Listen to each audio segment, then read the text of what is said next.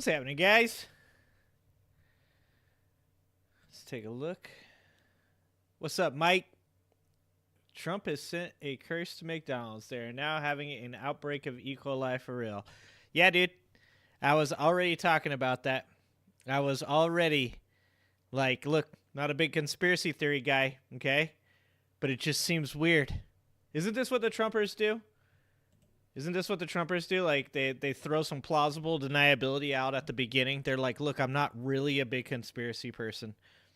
But it is kind of weird that Donald Trump just happened to be working at McDonald's. And now, all of a sudden, there's an E. coli breakout. It's kind of weird. I'm not saying that Donald Trump had anything to do with people eating E. coli burgers from McDonald's. But it's really weird. It's really weird that Donald Trump was working at McDonald's and now there's an E. coli breakout. Just going to put that out there. You guys go ahead and share that as much as you want. Oh, man. You know, early voting's in so far.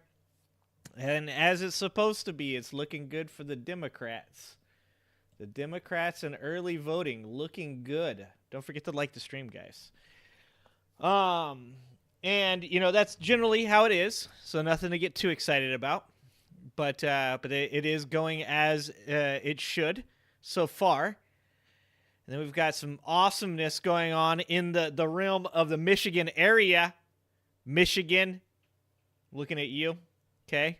We're all watching you, Michigan. We're all judging you, Michigan. Just want you guys to know that. But it looked like Eminem is going to introduce Barack Obama tonight. That is the collaboration that I have always looked for, okay?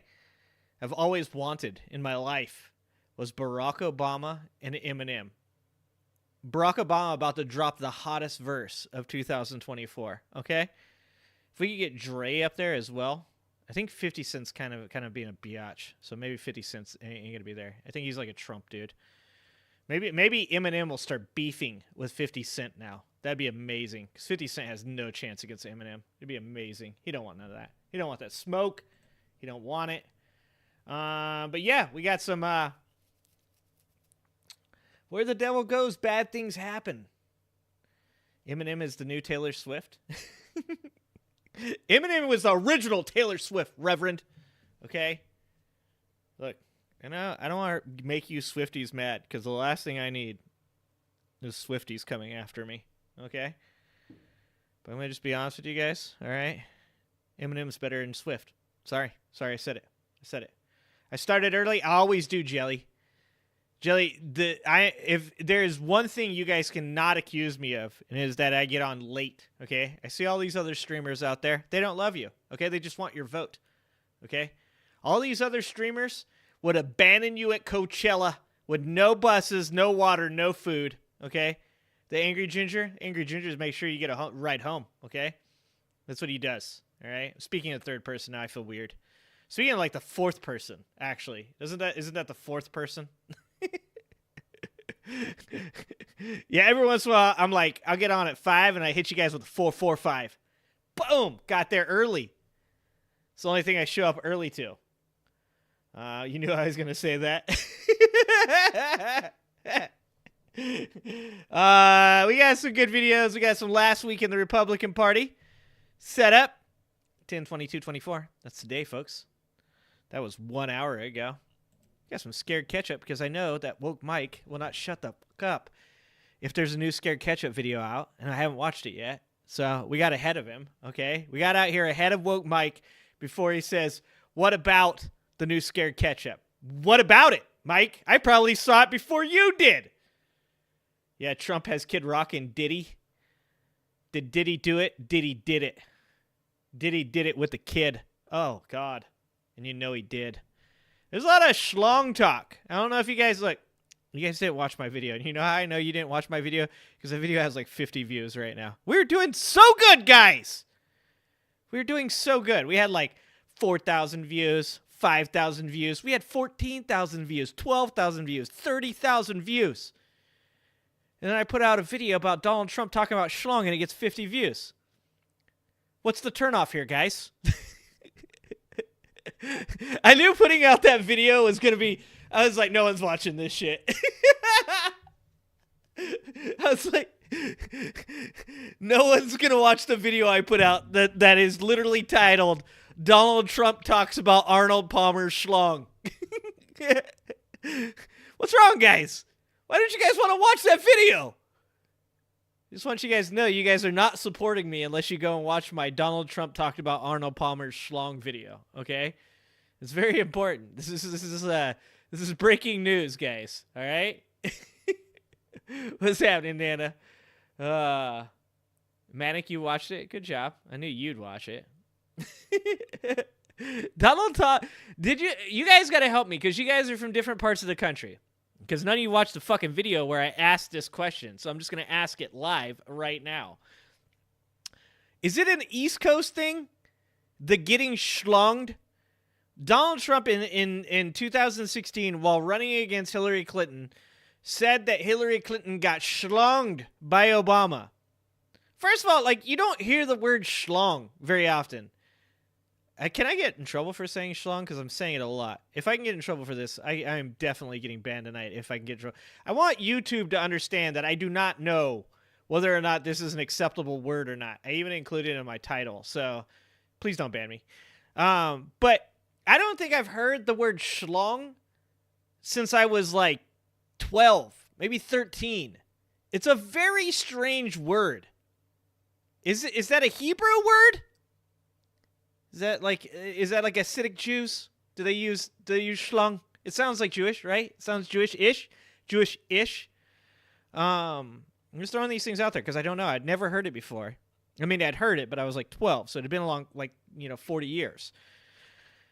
But did he reuse that word when talking about Harvey Weinstein?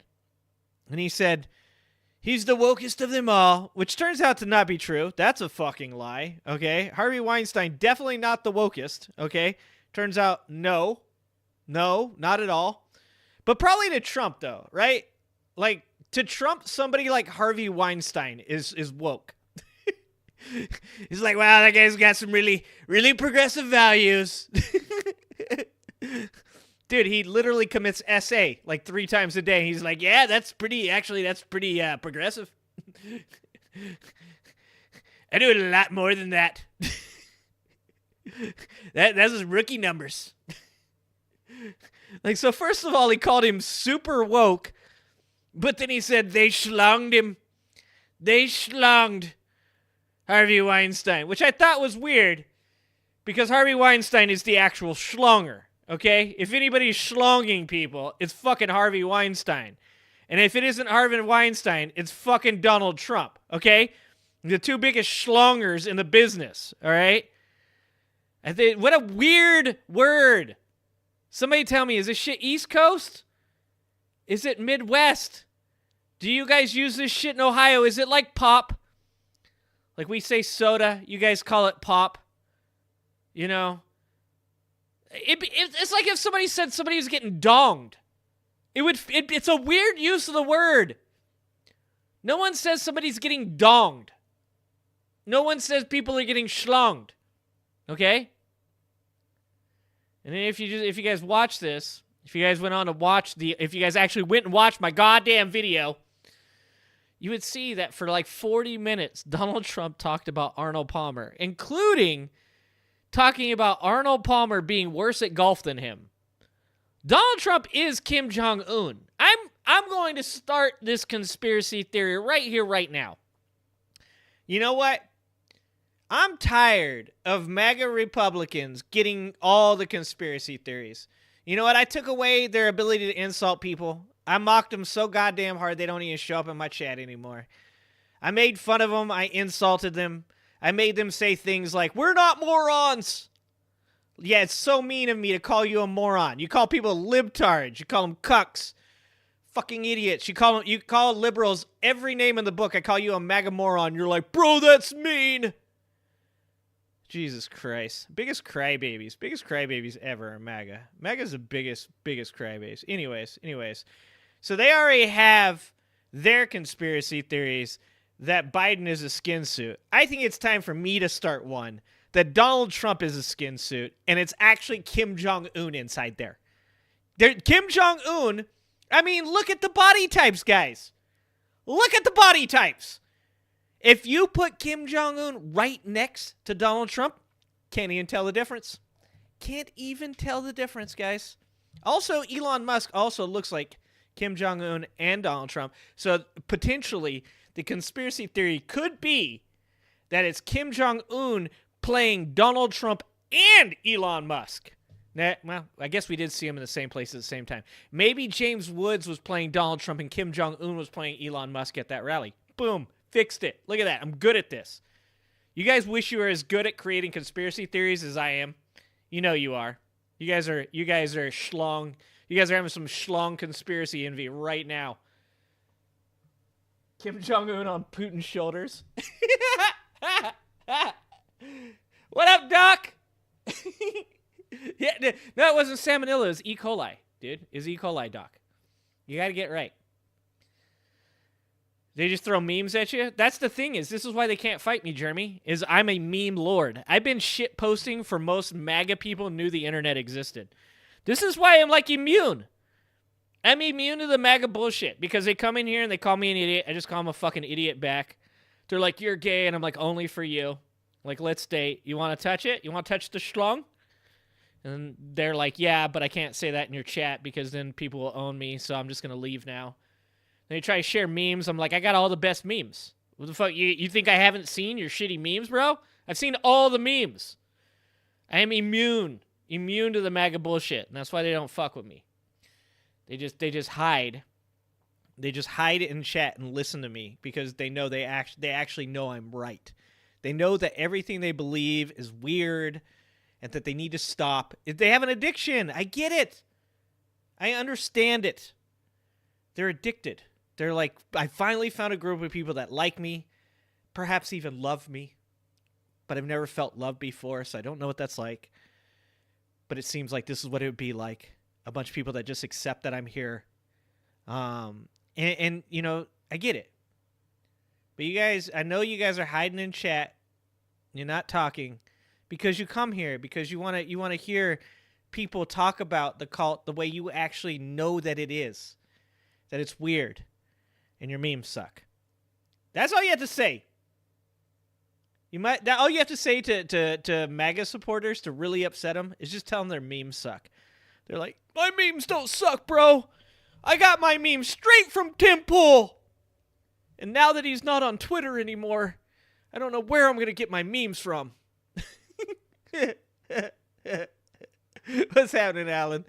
What's happening, John? What's happening, Jeremy? What's happening, crew? Oh, man. All right. So anyways, we got some Trey Crowder queued up. We got some Adam Mockler queued up. Because I heard that Trump said he wants some generals like Hitler.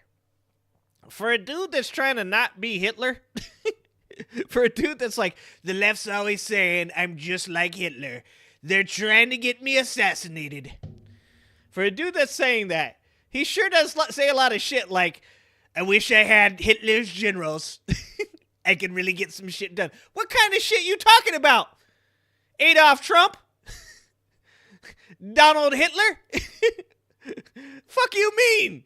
You wish you had some generals like Hitler so you could get things done. When somebody says the words they wish they had generals like Hitler so they could get some shit done, I'm not like, fix the economy. Start Volkswagen. Generally, when somebody says some shit like that, I'm like, I ain't going in that shower, motherfucker. All right? Fuck you, dude. I know what's going to happen when I walk through that door. I think not. I think not. Jesus Christ. He could have told a short story. Instead, he went the schlong route. There's so many puns, John. God, there's so many puns. And finally, if we get to this, I have to watch this. I don't give a shit, woke Mike. You're going to sit here and tell me I'm supposed to be making fun of Trump supporters. I don't have time for that tonight. I want to watch this crazy-ass lady try to defend Marjorie Taylor Greene in a debate, all right? I need to see this. I came home, I saw this video, and I was like, woke Mike's going to complain. I don't care, woke, all right? Because I want to see this crazy lady try to fucking debate. Like, how do you defend Marjorie Taylor Greene? I think you could actually you would probably have an easier time defending Donald Trump than Marjorie Taylor Greene. Hot take. Hot take. Okay? Because at least with fucking Donald Trump, you can take videos of him saying that people got schlonged. You can take videos of him talking about how impressive Arnold Palmer's member was. Right before that, he said, I totally like the ladies. Donald Trump dropped a no homo, okay, without dropping one. He was like, I totally like the ladies. But a couple guys told me Arnold Palmer's got a nice penis. It's true. It's true. Like, I mean, third-hand account. I never got to see it myself. I wish I would have. Totally not gay. It's so weird. It's so goddamn weird that a bunch of people that are against people being gay, that say being gay is a sin, are like, that dude's got a nice dick. I'm not sure in what context it's not gay to say that another man has a nice schlong. Is there a context? I don't think there is. And I'm okay with it. If you into it, look, I like boobs. I like boobs a lot. I see nice boobs. I'm like, those are fucking nice boobs. If some girl were to come to me and she's like, I've got a friend and she's got really nice boobs, I'm like, yeah, she said her friend has really nice boobs. I have no problem talking about that. Like a nice firm butt. If some girl's got a nice firm butt, I'm like, that's a nice butt. Or if her friend tells me her friend has a nice butt, I'm like, she says her friend has a nice butt. If one of my friends tells me that he knows that another guy that he knows has a nice dong, I'm not like, I'm going to repeat that. Generally, I'm going to be like, all right, it's kind of gay. But I support you. You know what I'm saying? Like, I'm like, at that point, I'm like, well, I'm really glad you're coming out of the closet. You know, I appreciate you, I love you, and I support you. And I hope, like, that you find happiness with whoever your new gay partner is.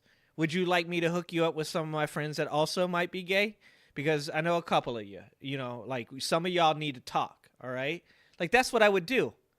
But the last thing that I would do after my friend told me a story about how impressive somebody's dong was go out in front of like 20,000 people and be like, so I gotta tell you guys this. I shouldn't. By the way, I like ladies. I'm just saying, it's gay, and it's okay. It's all right. Just love yourself, Donald Trump. Love your gay self. Just come out. Wave that goddamn rainbow flag. Get up there. You tell those conservatives, you tell those conservatives, you and George Santos are leaving the party and starting your own damn party. I am totally in support of gay Trump. I have no problems with it. Zero problems at all. Okay? Just, you gotta get away from that self-hate shit. It was weird. It was very weird. Yeah, they are project. You're right, Dark Cash. It's all projection. It's all projection. Anyways, welcome to the show, guys. Welcome to the show. All right. Let's start the show off right. Let's do the thing. Wait, are they getting ready for Eminem? Guys, if Eminem's coming on right now, we're going to watch Eminem. Dude, we can never watch the intermissions of these shows. I think they do it on purpose. Because if they play, like, music during the intermissions, and I can't watch them. All right, guys, tell me if Eminem comes on, okay? I need to know this. If Eminem walks up on the stage, you guys better make it happen. Also, I think I need my graphics drivers to be updated because I'm getting pretty blurry video. Don't hate me tonight, guys. If the videos are blurry, it's Manic's fault because she's probably downloading prawn. Probably. Okay, anyways. While we wait for Eminem, better than Taylor Swift, by the way. Eminem, okay? Swifties, don't come for me. We're going to watch some Republicans holding the Republican Party accountable because this is my favorite thing to do.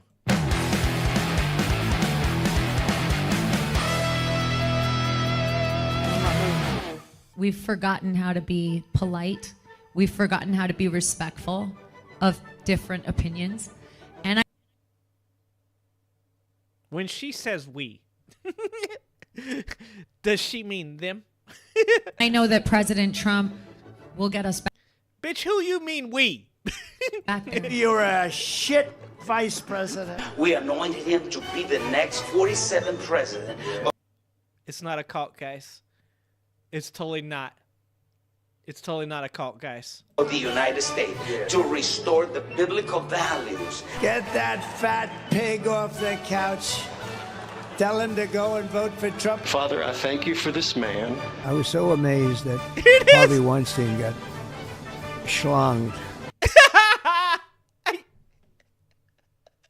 You know, there's like a moment. There's a moment when Donald Trump, he knows he's about to say something really stupid. You can see it. Like, there's like a little, like maybe like 30 years ago, 40 years ago, there was still like 6 or 7 brain cells left in Donald Trump's brain. And you can see that like the 2 stragglers that are left over, they're like screaming at the top of their lungs, don't do it. They're like, sir, don't say something stupid. And he thinks about it, and then he's like, I'm going to do it. Schlonged. Trump is the closest thing to God. When Oh my took- God. Closest. Trump is schlonged. the closest thing a hell of a to remix. God. When he took showers with the other pros, they came out of there, they said, oh my God. Do you really believe that these people are eating the people's pets? Well, thank you very much. And this was just reported. I was just saying what was reported. I read some of that. He's You a don't know if it's true or reporter. not true. It's been debunked by Well, local officials. what about the goose, the geese? I love cows. Big. I'm the father of IVF. Your boy leaves for school, comes back, a girl. Ash.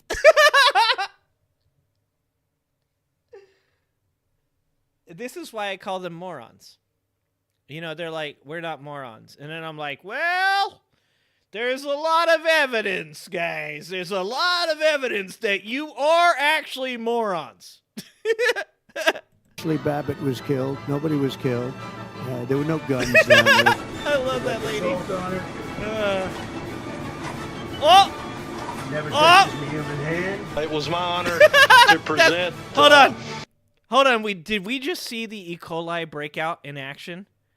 Guys, once again, new conspiracy theory. All right. I think we might have just seen the beginnings of the outbreak. Right there, guys. Video evidence. Is he wearing gloves? No. Is he wearing a hairnet? No. Is this an unnamed man with no identification? He doesn't have a name tag. Is he wearing the proper footwear? Probably not. I bet his shoes are not slip resistant. Not that I'm upset about that. Because I'm pretty sure if Donald Trump falls, it's over. Okay? They had a chance. If they wanted to actually take the president out, the former president out, they could have done it. Right then or right there. Just a little grease on the floor. It would have been all over.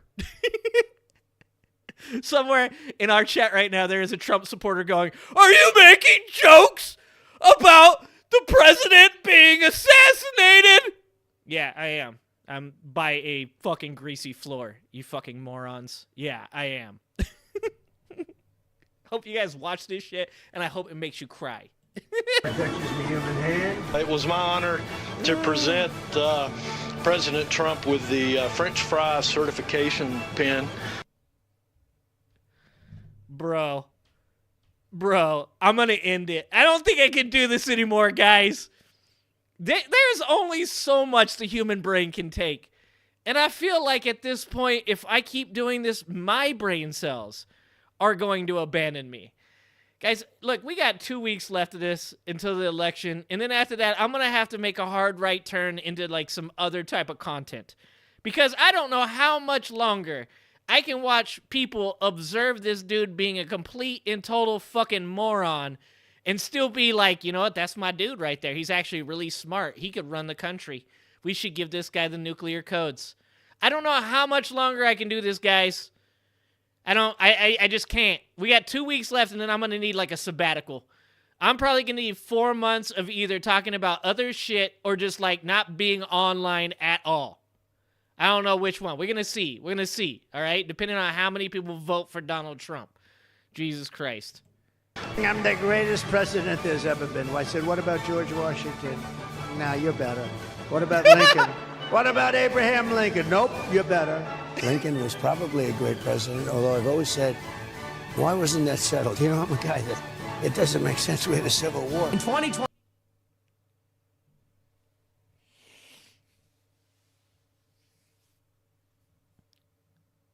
The fuck you say?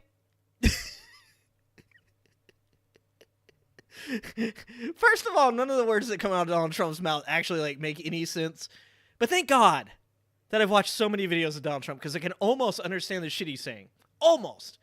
But even with that ability, the fuck did he say? Abraham Lincoln wasn't really that good of a president. He was good, but he wasn't that good. I'm the kind of guy that says, why did we have a civil war? And black people vote for this man? My brothers. My African American brothers. Look, I understand. The Democrat Party hasn't always been your friend. I understand that. I appreciate you guys. I love you guys. I've been there. I've done that. But that dude definitely is not your friend. Holy shit. 28, we're gonna Gray get Pill. Like in Speak for your 2028, people, we get Gray 4 Pill. years of Kamala. In 2028, shit. you're gonna get an American fascist. Loose guys. Woo! Make America white. Let me see that sign, brother. Let me see that sign. There we go, man. My Pillow, 1488. Oh my God. Bro.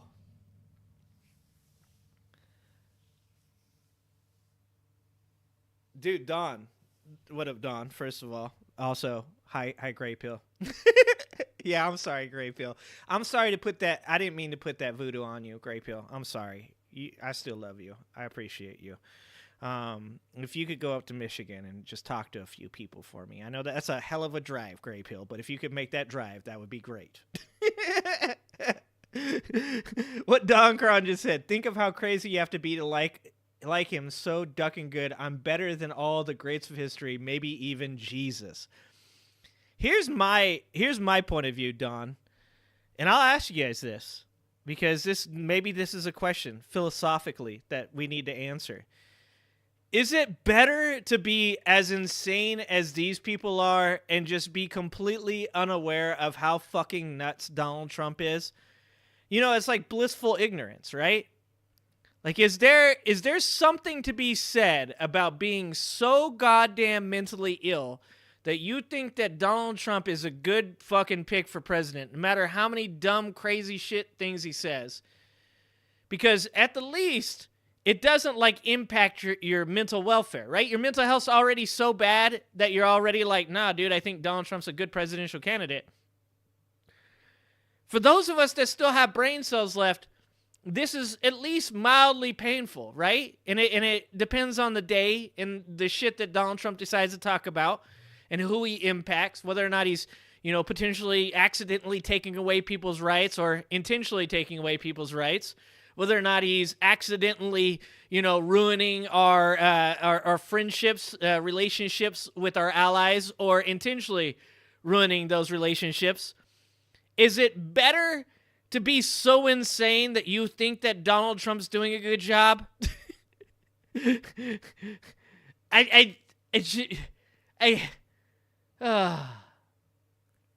Your internet's down again, Spiking. Are you on that Starlink? You gotta watch out for that Starlink. Ignorance is bliss. Steven, yeah, and I think that what Steven just said is true. Most of my family is insane. Once I realized that, I stopped stressing.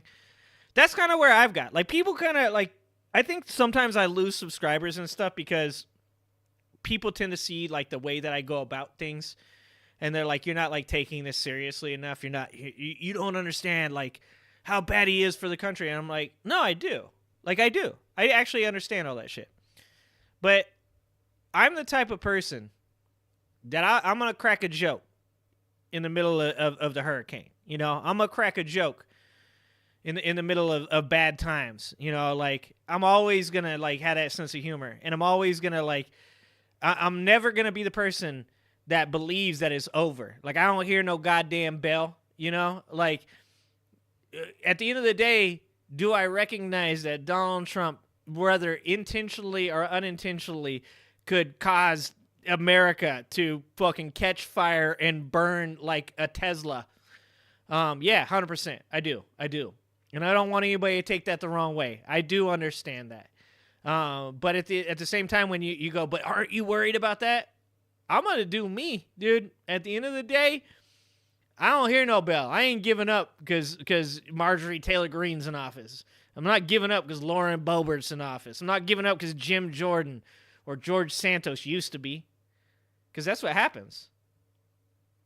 Reverend, are you okay? You having a seizure? Reverend? I think... Oh, okay. Eminem's on stage. Good job. Either way, I'm not giving up. And now we're watching Eminem. Good job. Good job, Reverend. There he is. Oh, wait. We can't play the music yet. Because Eminem will definitely... I was like, it's... Did I put Reverend to sleep? Here we go. What up, though? Let's go. So look, I wrote down a few things I wanted to say. I love you too. Thank you. I'm here tonight for a couple of important reasons. Let's go. As most of you know, the city of Detroit and the whole state of Michigan mean a lot to me. And going into this election, the spotlight is on us more than ever, and I think it's important to use your voice. So I'm encouraging everybody to get out and vote, please. I also think that people shouldn't be afraid to express their opinions. And I don't think anyone wants an America where people are worried about retribution or what people will do if you make your opinion known. Yeah. I think Vice President Harris supports a future for this country where these freedoms and many others will be protected and upheld. And here to tell you much more about that, President Barack Obama. Nice.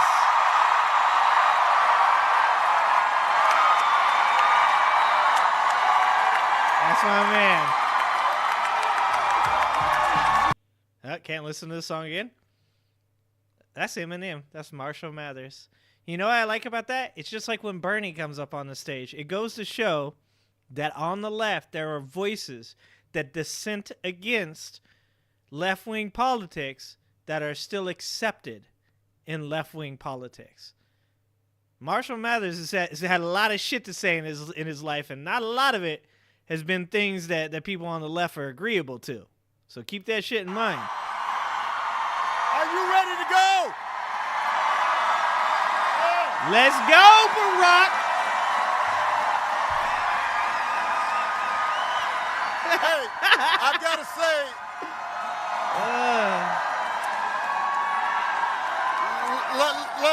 let me just say,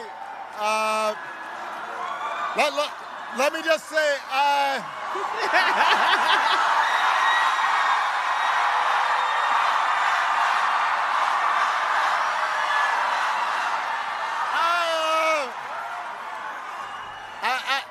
I gotta say, you know, I have done a lot of rallies, so I don't usually get nervous. But I was feeling some kind of way following Eminem. I mean, I notice my palms are sweaty, knees weak, arms are heavy, vomit on my sweater already, mom's spaghetti. I'm nervous, but on the surface I look calm and ready to drop bombs, but I keep on forgetting. Let's go!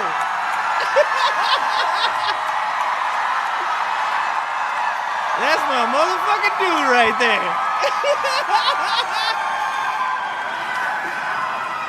Dun, dun, dun, dun, dun, dun, dun, dun, dun, dun, dun. I thought Eminem was going to be performing. I was going to jump out.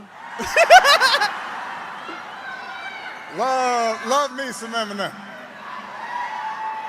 Oh, man. I love you back. All right. I love you back. That's my dog right there. What I tell ya? It is good Dude, to I be wish back I was there. in Michigan. Good to be back in Motor City.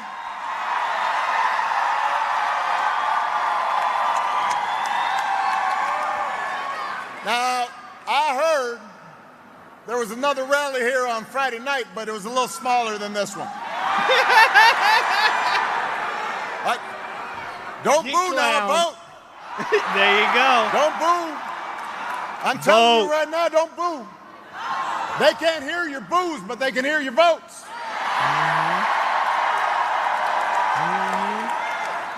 Let's go.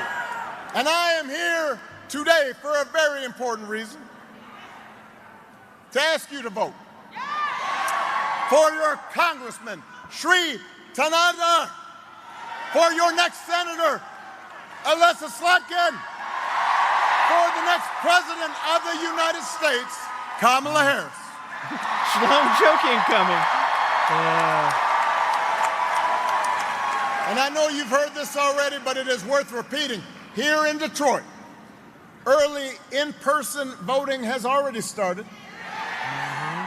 If you are not registered, you can do it right before you vote at any early voting site. Early in-person voting begins all across Michigan on October 26th. And if you have an absentee ballot, just go ahead and return it. Don't be waiting. Just go ahead and do that. Find out where to vote early, where to register.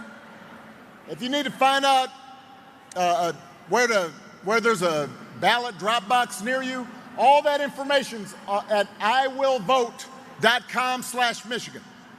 All right, and then you help your friends and family make a plan to vote too.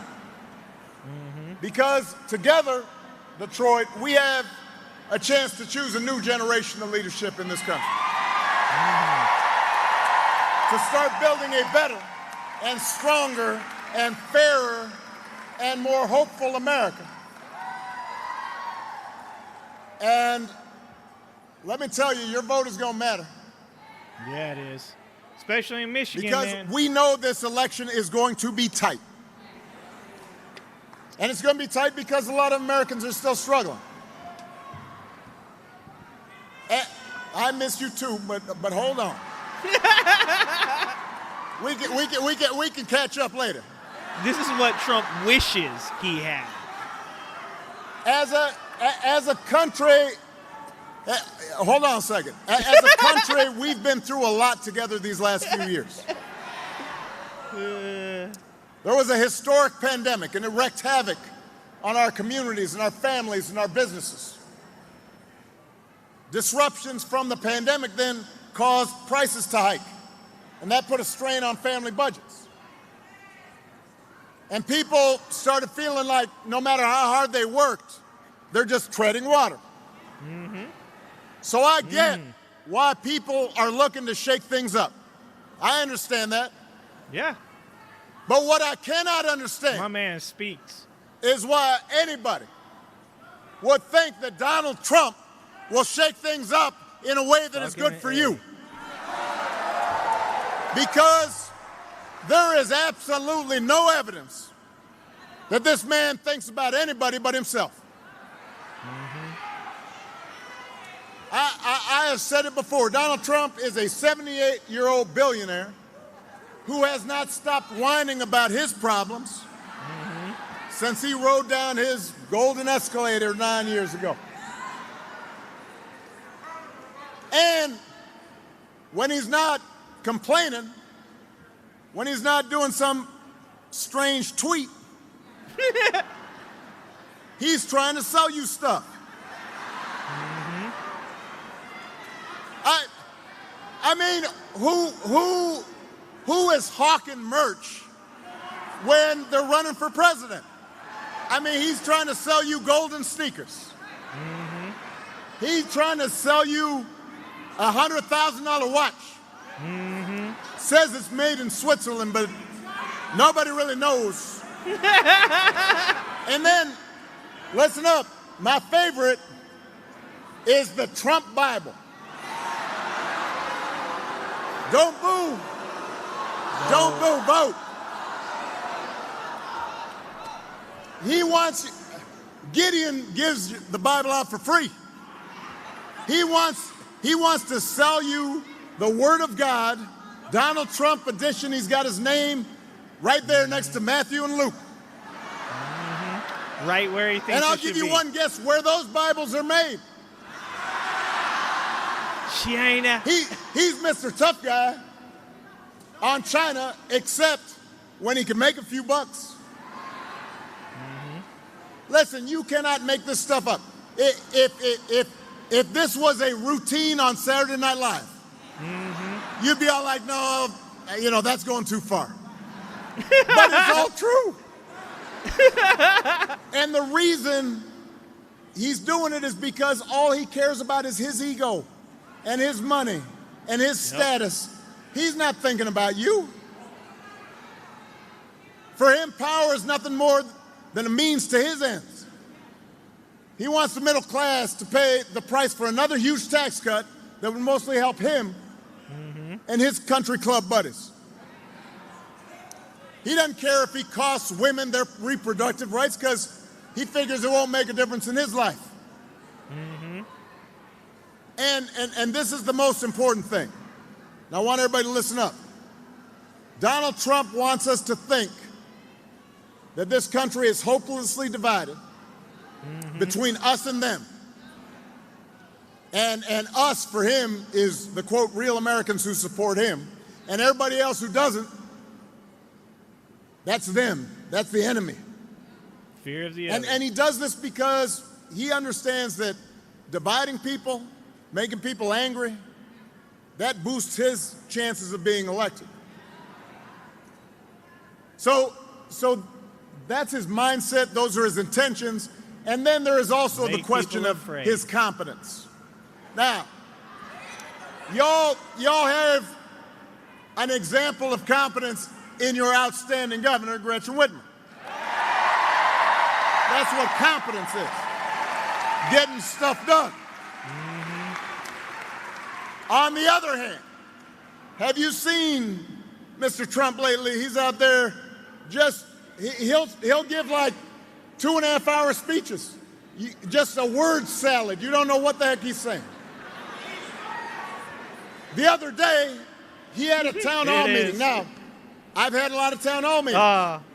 You talk about Univision? And the point is that you're supposed to listen and then answer questions from your constituents. About 45 minutes into it, he just said, you know what, I don't feel like taking questions no more. And then he just played music for half an hour. Oh, the music one. There's so many. He's just up there swaying to Ave Maria and YMCA. Can you imagine if Alyssa or I or Gretchen did that? Now, I will say our playlist might be better. I'd have Lose Yourself on there.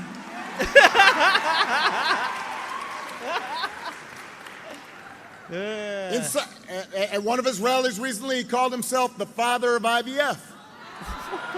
Now, I have no idea what that means. Yeah. And you don't either. And they don't either. He said January 6th was a day of love. Made it sound like Woodstock. Made it sound like Coachella. Here's the point, Detroit. If your grandpa was acting like this, you'd be worried. You'd call up. You'd call up your sister, your brother, your cousin. You'd be all like, let me holler at you. Have you noticed Grandpa? He acting a little funny. But this is somebody who wants unchecked power. We do not need to see what an older, loonier Donald Trump looks like with no guardrails. America's ready to turn the page. We're ready for a better story. Michigan, we are ready for a President Kamala Harris. Let's go.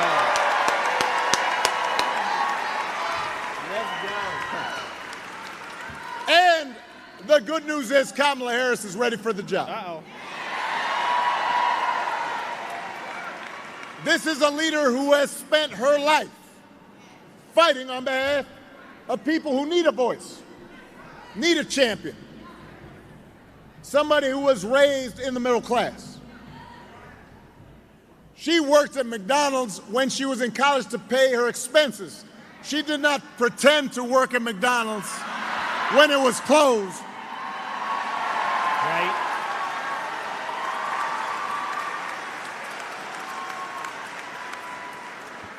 This is somebody who believes in the values that built this country. And she is as prepared as any nominee for president has ever been. That's who Kamala is. And in the White House, she'll have an outstanding partner in Governor Tim Walz. Yep. We're going to talk about that. Before I came here, I was in Madison, Wisconsin, and Tim Walz was there. And I love that dude. He's a veteran, he's a teacher, he's a coach, a marksman. He's been a great governor. And he's a car guy. He can even take a vintage truck apart and put it back together again. Now, do you think Donald Trump can do that? No. Do you think Donald Trump has ever even changed a tire in his life? No. Let me tell you, if that man gets a flat tire, what's the matter? We need an EMT. I think we may need an EMT back there. That's all right. This always happens. Everybody bend your knees a little bit. Yeah. Dun, dun, dun, dun, dun, dun, dun, dun, dun, dun, dun, dun. You got to keep moving a little bit. Don't lock those knees. EMT so right back crazy there, how many please. So many people Now, fall out at all these rallies. I am Trump's, telling you, he has not fuck ever Kamala's, changed a flat tire. everybody's. He has his chauffeur change a tire. He says, Jeeves. Jeeves, change that tire. That's what he calls him, Jeeves. Oh, man. I don't know if his name's actually Jeeves, but that's how I imagine it. The point is, be you, Barack. If you be elect you. Kamala and Tim, they will not be focused on their problems. They'll be focused on your problems.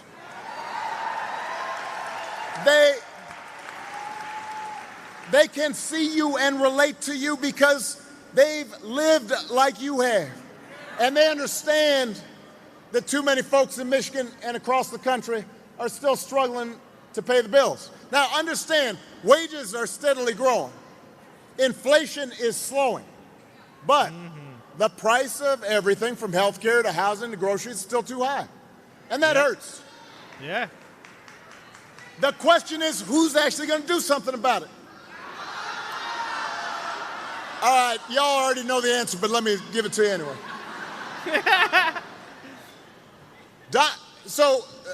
And this is, you have to do a little bit of homework, kind of examine their plans. So Donald Trump's plan is to give another massive tax cut to billionaires and big corporations. Do not boo. Vote. Now, I'll be honest with you. I've been talking to people around the country, and sometimes I hear people say, well, you know, yeah, I know Trump's kind of goofy, but I do remember the economy when he first came in, it was pretty good. Oh, he's about to And talk I say, about yeah. his economy. Yeah, it was good because it was my economy.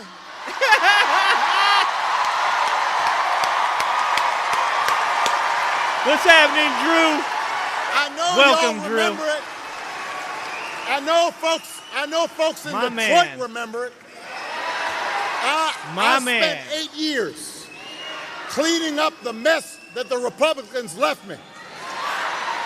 Y'all remember the auto industry in America was flat on its back. They didn't want to lift a finger to help. And we made the investments to reopen those factories and put people back to work. And by the time I left office, I handed over to Donald Trump 75 straight months of jobs growth. Yeah, the economy was good because we did the work. And all he did was give a tax cut to people who didn't need one.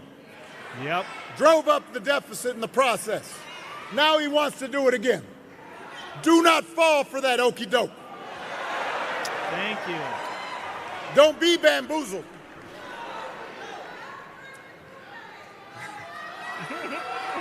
All right, so that's on the economy.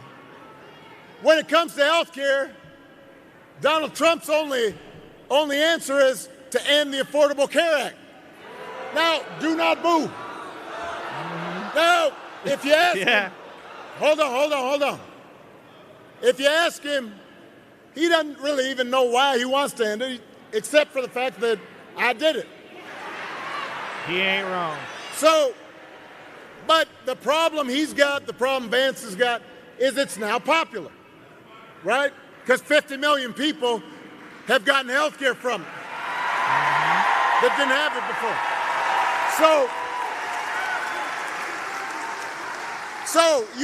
y'all remember this? A couple weeks ago, his running mate is debating Tim, and his running mate says, has the nerve, has the chutzpah, has the gall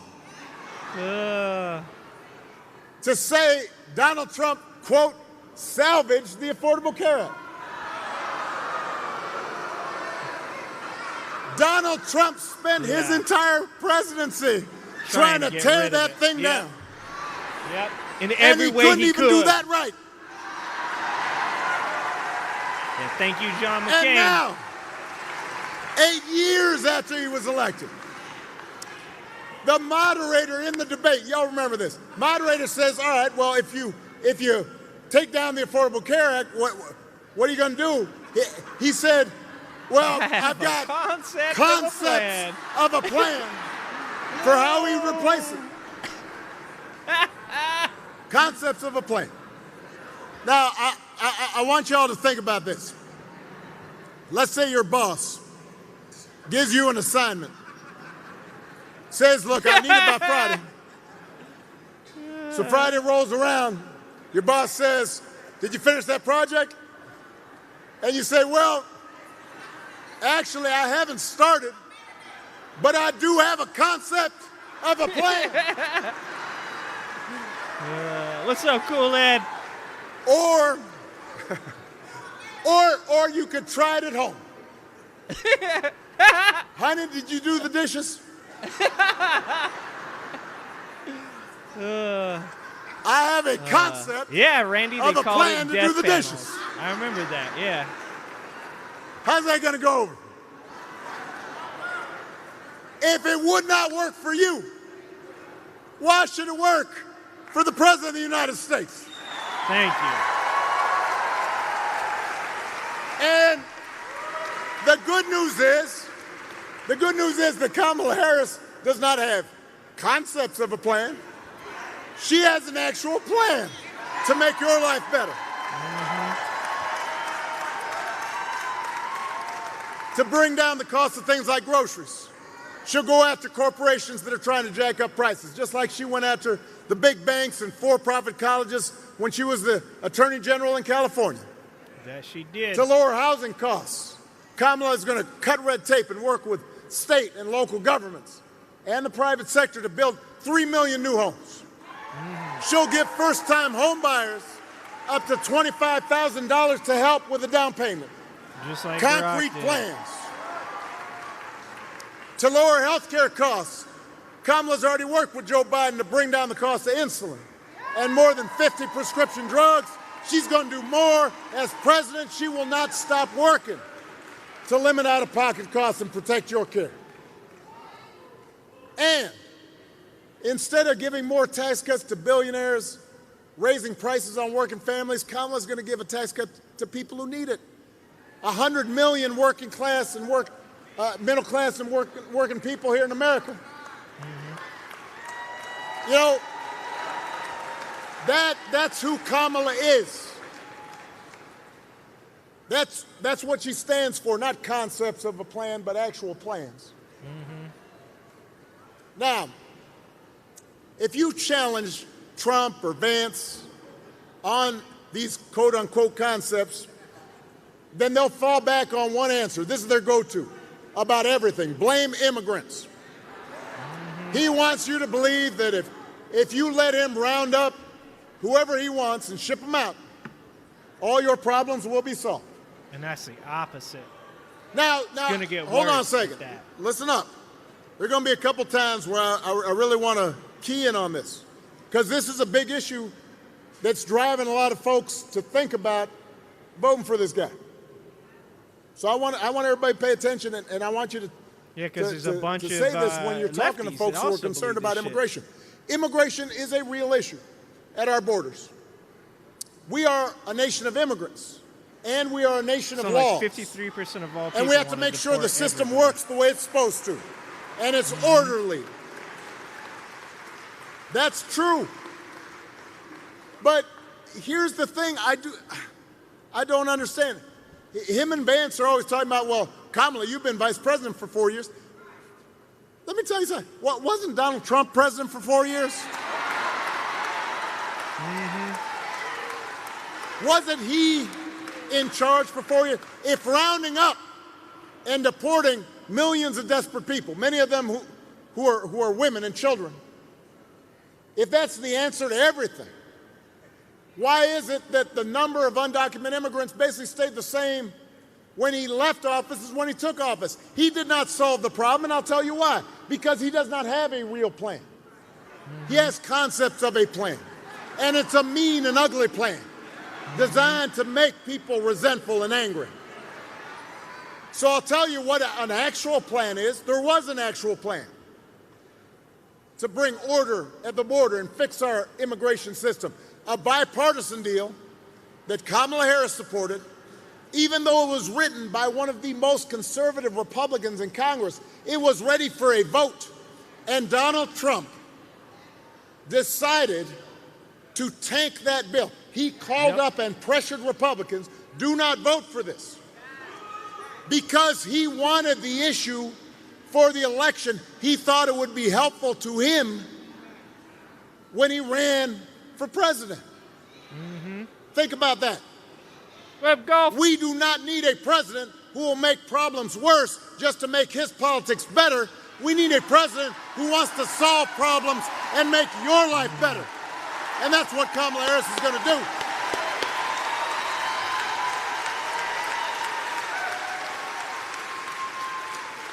And to help her do it, she will need a Senate full of public servants like Alyssa Slotkin. Yep. Now, some of you may not be aware, Alyssa and I go way back. She was in the administration. She was sitting in the Situation Room. She delivered national security briefings on some of the toughest issues we were dealing with. Alyssa don't play. She is serious.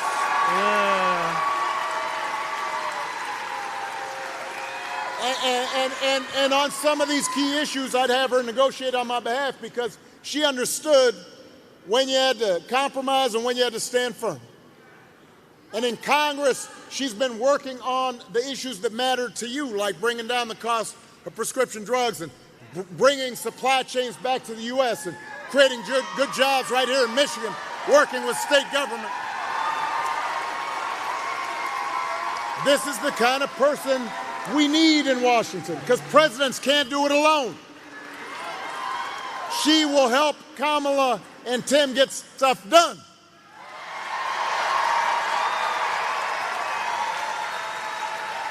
Somebody who shares our values and wants to move the country forward and not back. Now, one of those values we share, that we talk about, that we worked on, that all of you care deeply about, is freedom. So let me talk about that just for a second.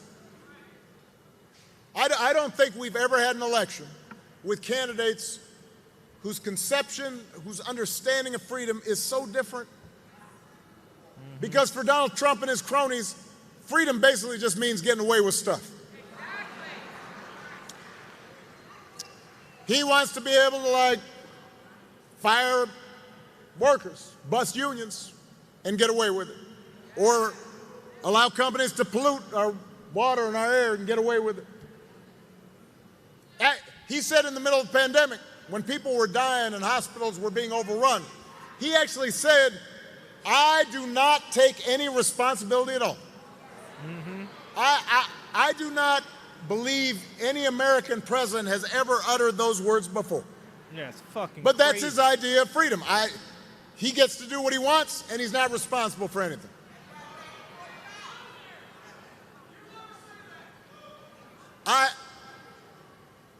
We have a broader idea of freedom. We believe in the freedom if we're willing to work hard to provide for our families. We believe in the freedom to breathe clean air and drink clean water and send our kids to school without worrying if they're going to come home. We believe that true freedom gives each of us the right to make decisions about our own lives, and it requires us to recognize that other people have the freedom to make different choices. You know, I've always said on tough issues, let's take one of the toughest. There are good people of conscience on both sides of the abortion divide. And I respect anybody whose faith tells them this isn't something they can support. But if we believe in freedom, then we should at least agree that such a deeply personal decision should be made by the woman whose body is involved and not by politicians. Exactly.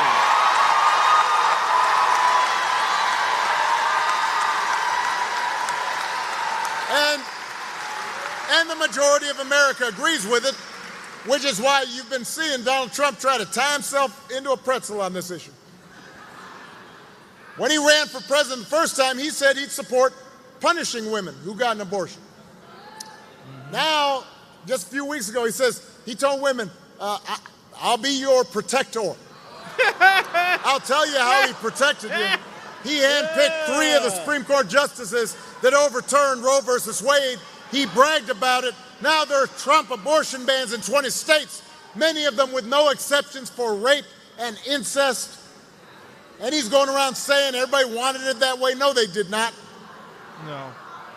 So Donald Trump may be confused, but let's be clear about what's at stake here. If you send Alyssa Slotkin to the Senate, she will vote to restore the reproductive freedom that women had for nearly 50 years. And if Congress passes that bill, Kamala Harris will sign it into law.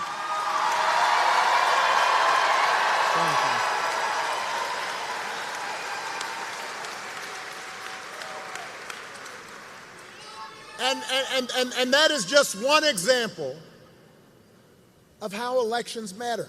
And I want to spend a little time on this. Don't worry, I'm almost done. Hey. He can talk for as long as he wants. These people that stay there. I get how frustrating politics can seem sometimes.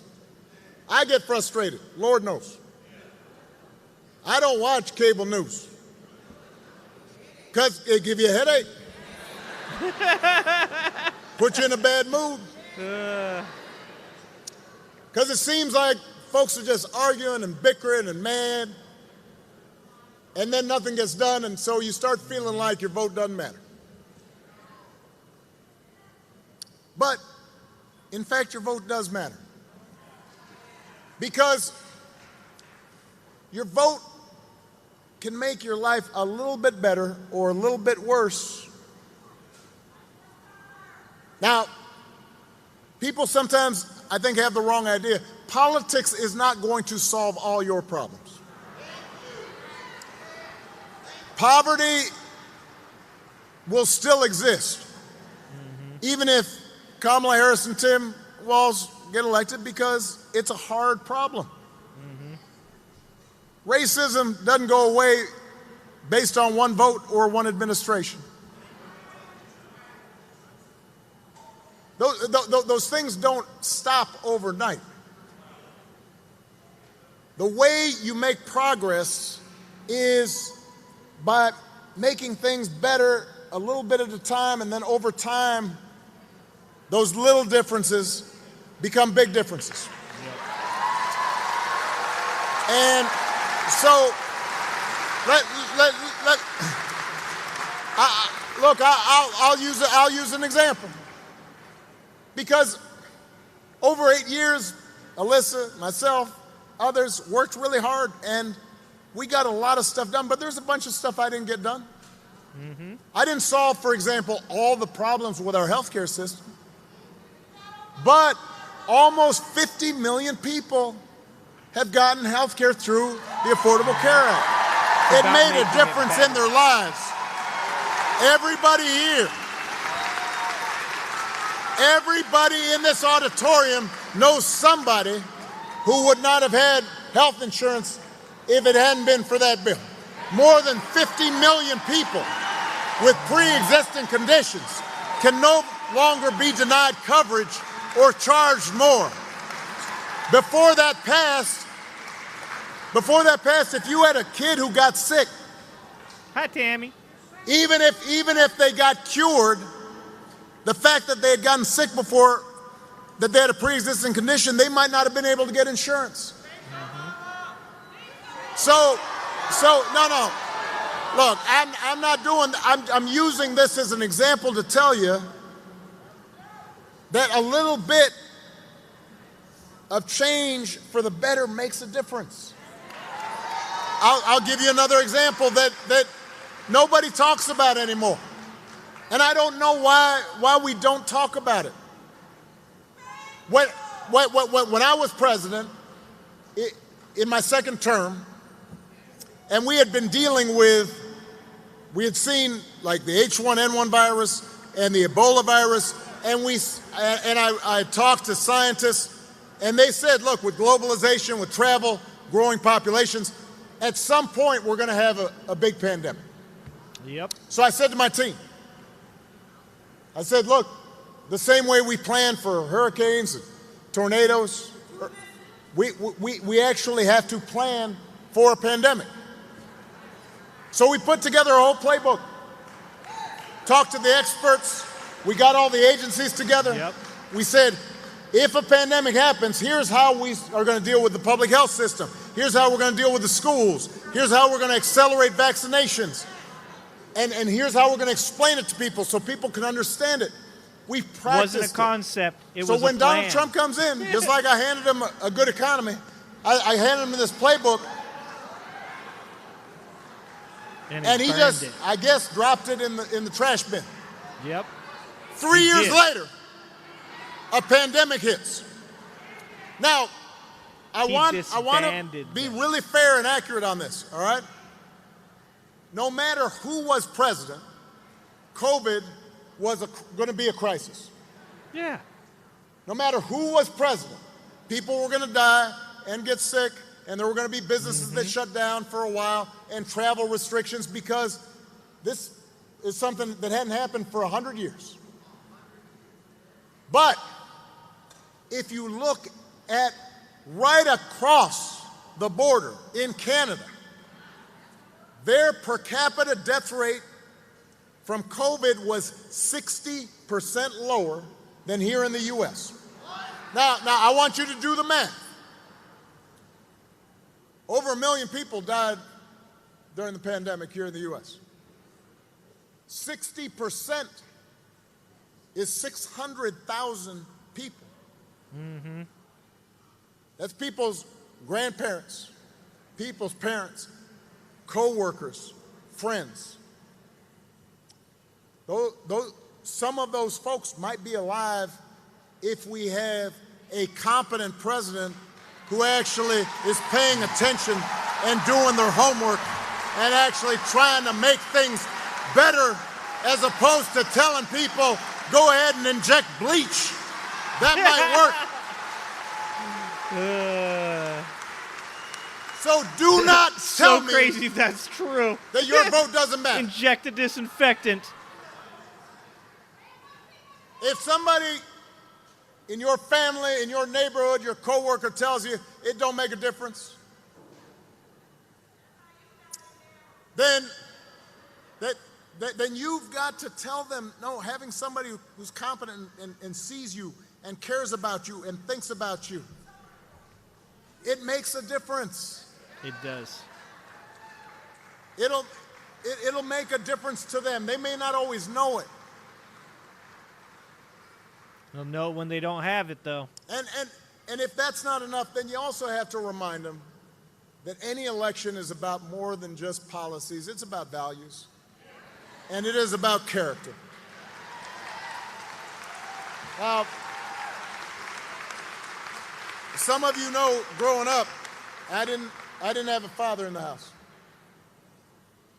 But I was lucky enough to have people around me, a stepfather, my grandparents, teachers, coaches, and most of all, my mom, who tried to teach me the difference between right and wrong. And who showed me what it meant to be honest and be responsible and to work hard and be accountable and treat other people the way I'd want to be treated. And I won't lie to you. You know, when I was a teenager, through young adulthood, I did not always live up to those values the way I should have. Neither I did made I. mistakes. And I tried to learn from them. And I internalized those values. And I tried to live up to them. And I tried to pass them on to my kids. And I suspect most of you grew up the same way. And one of the most disturbing things about this election, about Trump's rise in politics, is how so many of us, even good people that we know, seem somehow suddenly to be willing to set aside values that we were taught.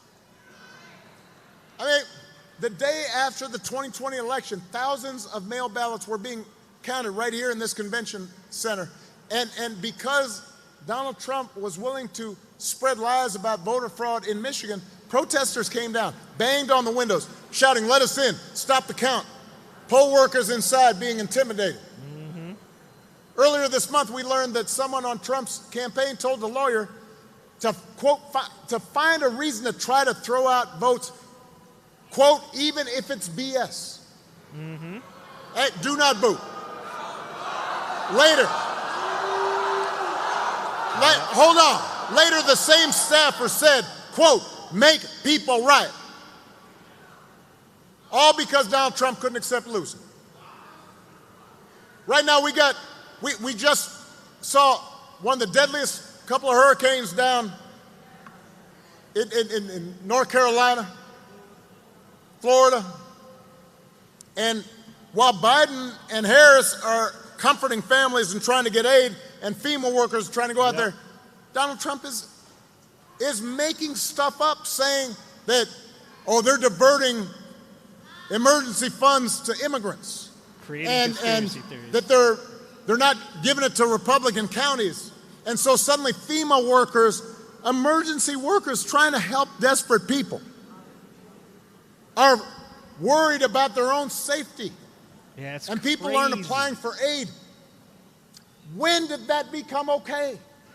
No, look, I know you know the answer, but I want us to think about this. No matter where you stand on the issues, why would you go along with that? If your coworkers acted like that, they wouldn't be your coworkers for very long. If you had a family member who acted like that, you might still love them, but you wouldn't put them in charge of anything. You wouldn't trust them. And yet, when Donald Trump lies or cheats or shows utter disregard for our Constitution, when he calls service members who died in battle losers, when he calls fellow citizens vermin, we make excuses for it. We act like it's okay. Or at least those who say they're supporting him, they say, well, you know, he's just joking, or it's not that serious, or what, you know, as long as we win, that's how politics is played. No, it's not.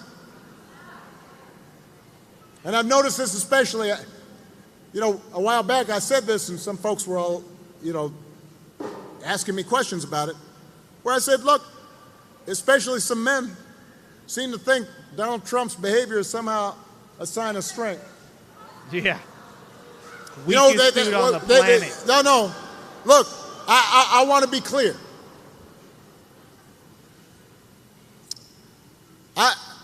I want everybody to actually look at the record. I want them to educate themselves on the issues. I have friends who have voted Republican in the past. I do not think one party has the monopoly on all wisdom. But when I hear folks saying, yeah, I'm thinking about voting for him just because, and I say, what? And they say, well, I know he seems strong. He seems tough. I saw him at the UFC fight. That man's never been in a fight in his life. I am here to tell you that is not what real strength is. It never has been. Real strength is about working hard. All those guys showing up every day on the factory floor, busting their butts to support their families, that's real strength. Real strength is taking responsibility for your actions and upholding your duty. Real strength is about telling the truth, even when it's inconvenient. Real strength is about helping people who need it and standing up for those who can't always stand up for themselves. That's what we should want in our daughters and our sons. And that is what I want to see in the President of the United States of America.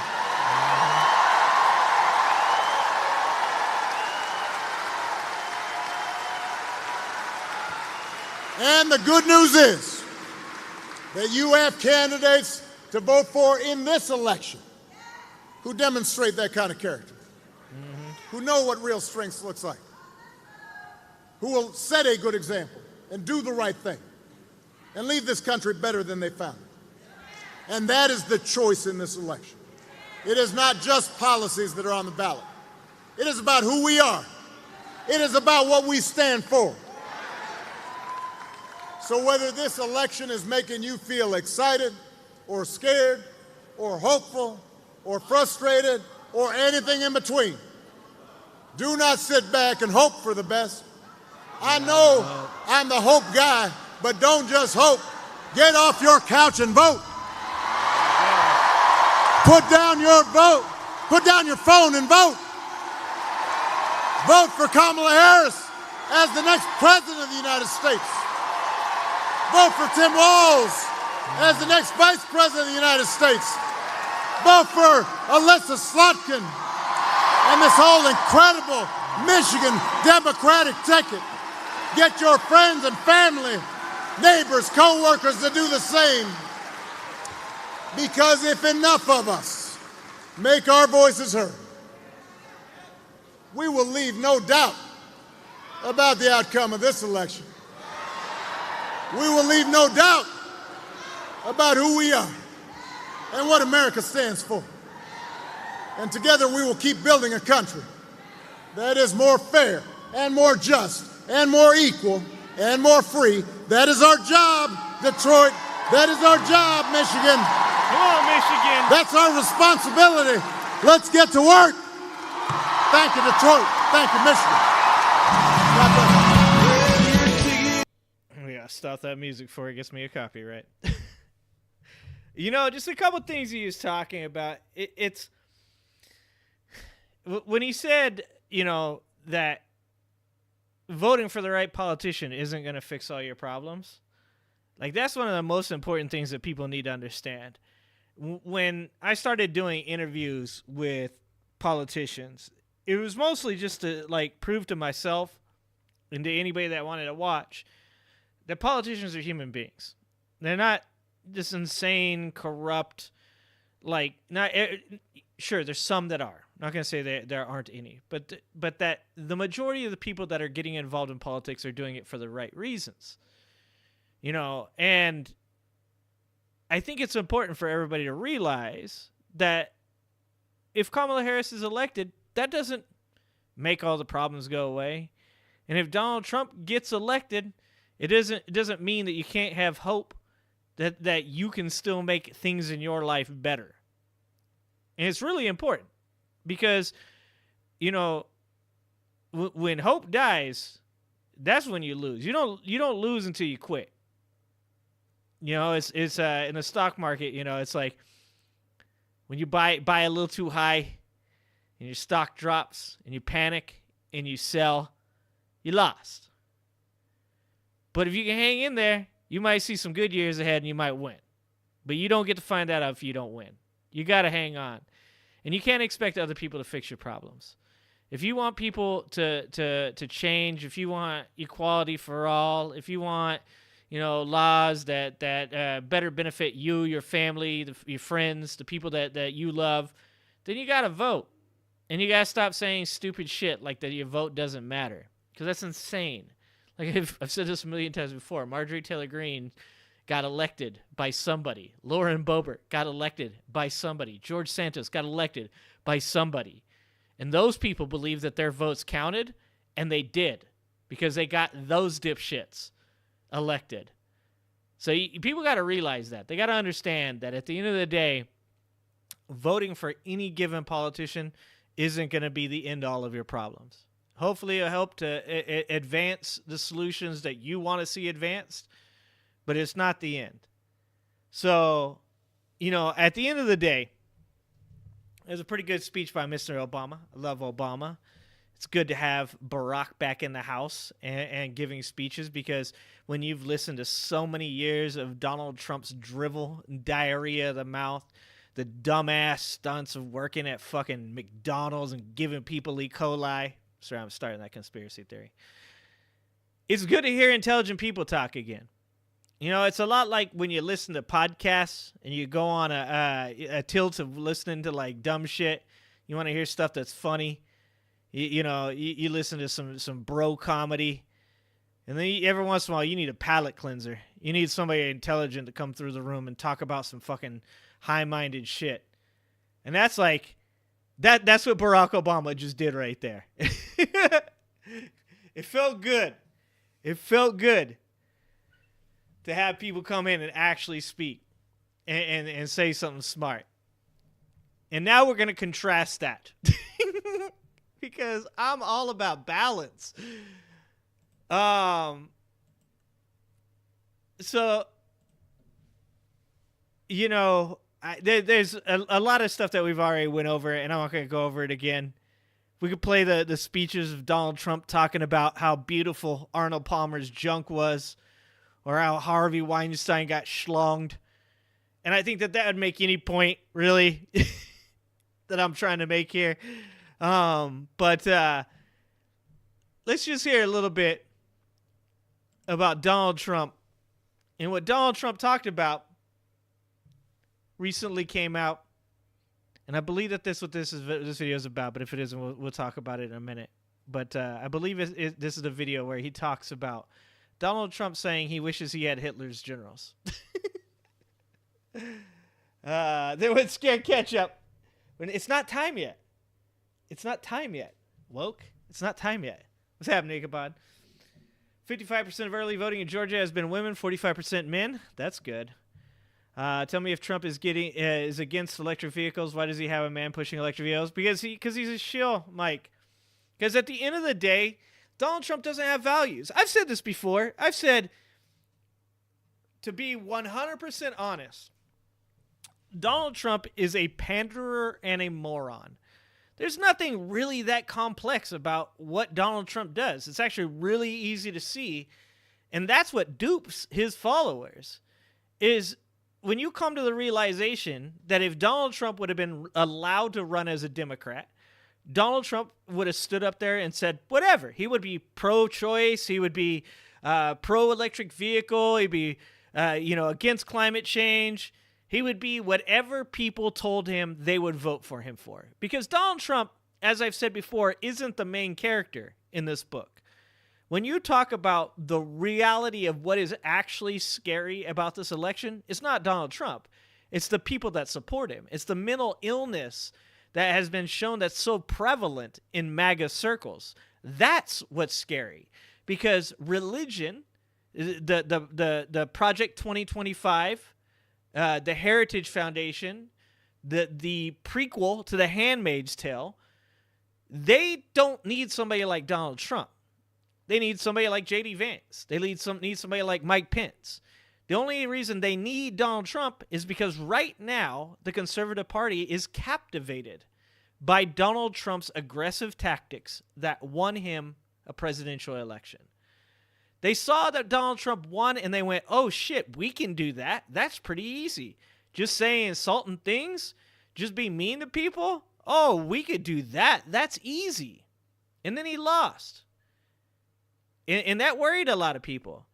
And Ted Cruz is like, cool, like no one's going to call my wife ugly again. That's good. And Lindsey Graham was like, I told you guys. I told you. There was going to be the end of our party. Okay? And then Donald Trump said, nah, I'm going to run again. And they got right back in line. Because they're captivated by Donald Trump. And it's weird because he's got no charisma that appeals to me. He's got no plans. He's got some concepts of plans. And he literally will just say whatever it takes to get himself elected because he's a fucking moron. But at the end of the day, he's not the main character. He's not what's scary about the Republican Party and the future of America. He's an anomaly. He's just some weird-ass dude that's father never loved him, that he's just hopeful that America will fill that void for him. And so far, a bunch of cult sycophants have done exactly that. They have filled that void for Donald Trump. They made him feel good about Donald Trump. They made him feel like he is the best president in the world. He's better than Lincoln. He's better than Jesus. He's better than Martin Luther King. He's the best. And that's all he cares about. But at the end of the day, the thing you should really be scared about is whether or not he's able to use Schedule F to completely eviscerate the administrative wing of our government, to completely redesign the FBI and CIA and incorporate Trump sycophants that will do whatever he says. Not because of in his 4 years he's going to cause all that damage. It's because after he's gone and the door is wide open for Republicans to put somebody like Mike Pence or J.D. Vance in that position, that's when shit gets scary. That's when it gets scary. Only real reason they need Trump is because they don't expect him to live a full term. Don't doubt it. What up, Redonk? Get schlonged, Redonk. What's up, Ozzy? What's going on, buddy? So anyways, let's watch this because I think, what up, AJ? Like I said, like, this is where sometimes I keep telling people, like, Trump's just a sideshow, man. And to be honest with you, it would have been best that he never ran for president in the first place, never would have run in the first place, but we can't take that back now. We're past that. Would have been great for us all to laugh at the fact that he talks about some fucking golfer's junk. In the same story, he talks about the fact that he was a better golfer than Arnold Palmer. Like, you could, like, it would be so much better if you didn't have to take this guy seriously. Because you could just laugh at it. You could laugh at all this shit. But we are where we are now, and you have to care. Because none of us wants to be out there fucking full Kim Jong-un clapping because we're like, oh shit, I don't want to go to prison. I don't want to go to prison. Too old for that shit. Dude, Mike Pence is, dude, tell me Mike Pence isn't like waiting in the wings. Mike Pence, anybody that thinks that Mike Pence is not like the perfect candidate for the Heritage Foundation is fucking up. His ass has Handmaid's Tale written all over him, dude. Mike Pence literally calls, does he call his mom or his wife mother? And he, like, even if it's his mom, he says mother in a weird way, dude. He says mother like skinheads say brother. Like if a hippie says, hey, brother, you're okay. If a skinhead says, what's up, brother? You should be scared. Mike Pence says mother in a way that a young kid would say, "Mother," and he says, "Mother." That shit's scary. All right? You thought Trump gaffed Arnold Schwarzenegger with Palmer? Nah, he talks for like 40 minutes before he makes a comment about liking Arnold Palmer's junk.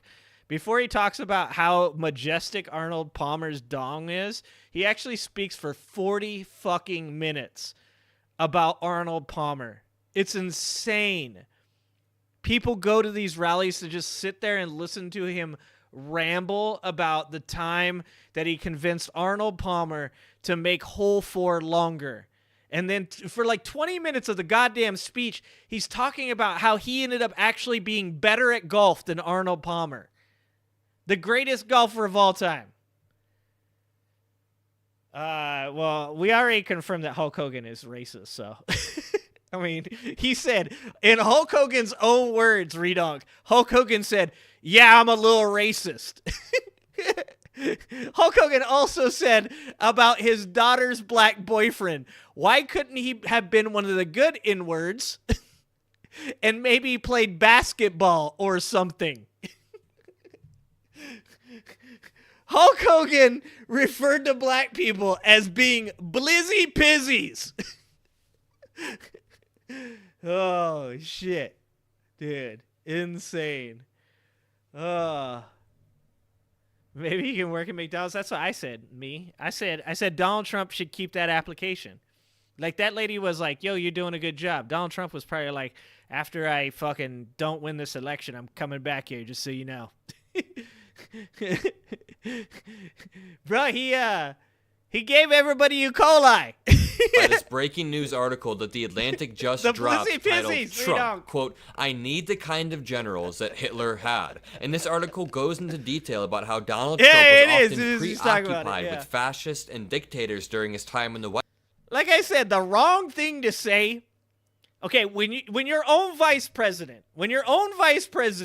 who's replacing your former vice president, who your sycophant and cult members chanted, "Hang Mike Pence," and you were like, "I don't care," all right? When that dude who replaced that dude says that you might be America's version of Hitler, and then the right complains that the left's rhetoric is the reason that Donald Trump got shot at because they called him Hitler, you might want to stay away from saying shit like, "I need the kind of generals that Hitler had."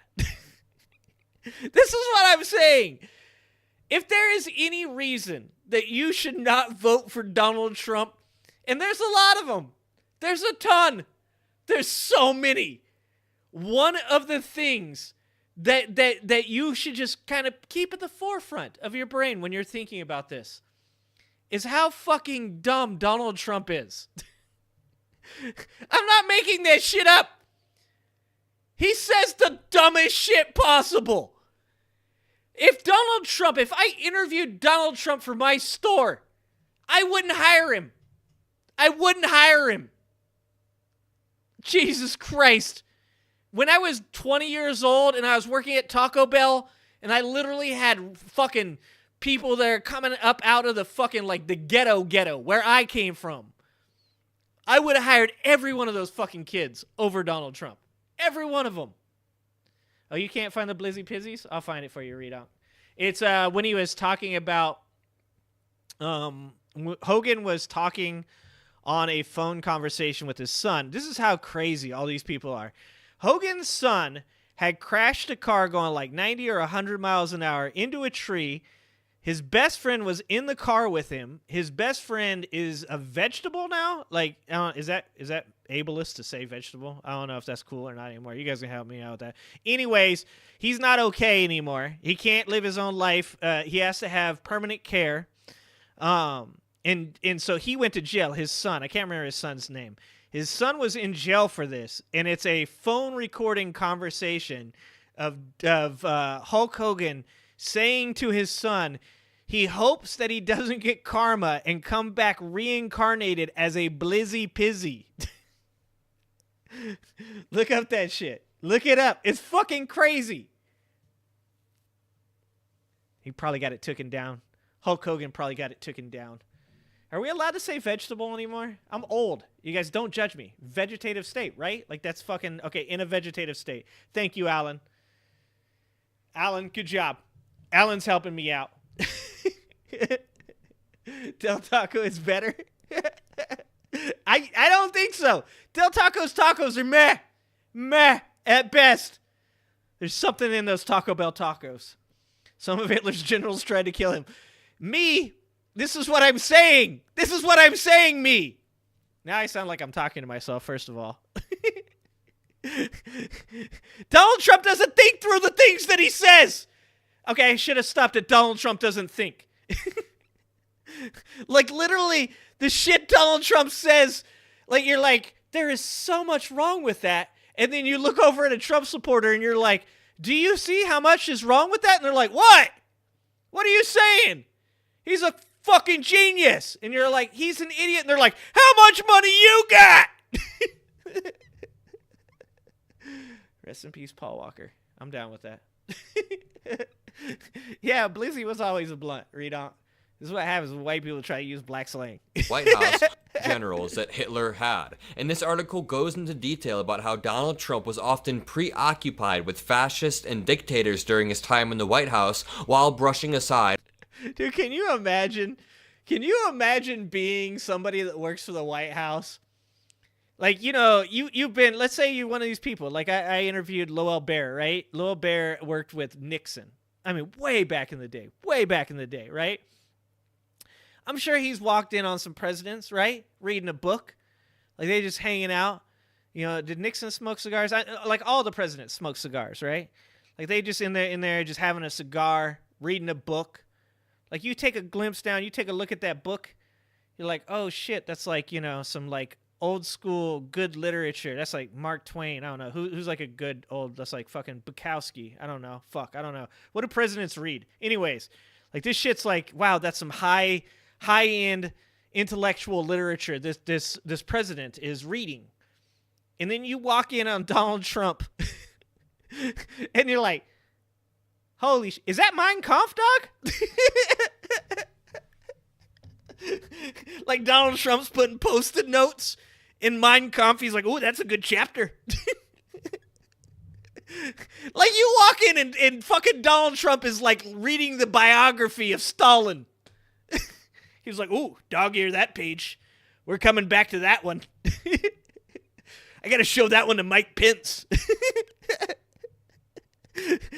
Dude, the days of the Donald Trump administration were fucking wild. Like, one of the craziest things about me doing this show is just how much I looked into the fake elector scheme.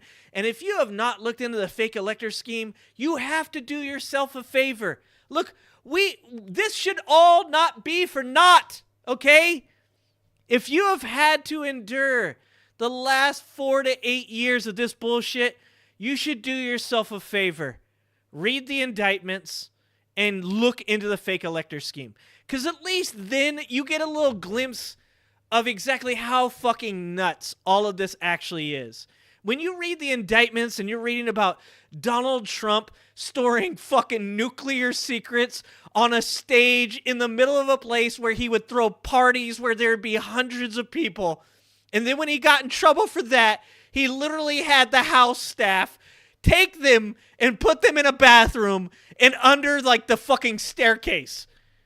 Like, there's literally nothing to keep fucking Maria from opening the flimsy cardboard box and looking at how many nuclear bombs we have. And then when fucking Nada throws them in the back of his used 96 Civic and drives them up to Trump's house. Like, it's insane. You read those indictments and you're just like, wow, this shit was bananas. But when you get into the fake electors scheme, that's when you really realize how gullible Donald Trump is. If you think Donald Trump's cult members are gullible, let me tell you this, folks. The apple does not fall far from the tree, okay? Because Donald Trump literally was sitting in his fucking Oval Office hanging out with the O.com, Overstock.com dude, the MyPillow guy, and fucking drunk Rudy Giuliani. I'm not making this up. This happened. And you know who the keynote speaker was? Sidney Powell. Sidney fucking Powell. Sidney Powell had everybody captivated in the room. She had the Overstock.com person.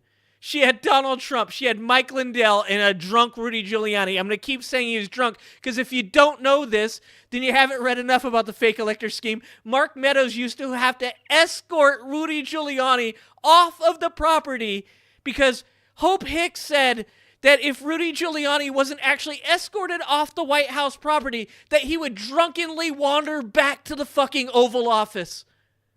And then you wonder why someone was capable of shooting at Donald Trump. The security wasn't great, guys. Jesus Christ. Anyways, I'm just saying, it was wild. It was wild. Holy shit. Anyway, Sidney Powell's the one who convinced them. Like, literally, Sidney Powell told all those people. She was like, no, we can just say this shit was fake. And John Eastman was like, word? And she was like, no doubt. And then, like, the Overstock.com guy was like, I've heard that somewhere. I don't know where, but I've heard that somewhere. And Donald Trump was like, William Barr, make this guy, put him in charge. He literally wanted Sidney Powell to have the types of authorities where she could literally go look at the highest classified documents. Donald Trump tried to convince William Barr, a person that I have zero love for, tried to convince him to make Sidney Powell more powerful than almost any American in the fucking country. And William Barr was like, that's going to be a no from me, dog. The fucking people who saved America were like the worst people. It was like Mike Pence, William Barr.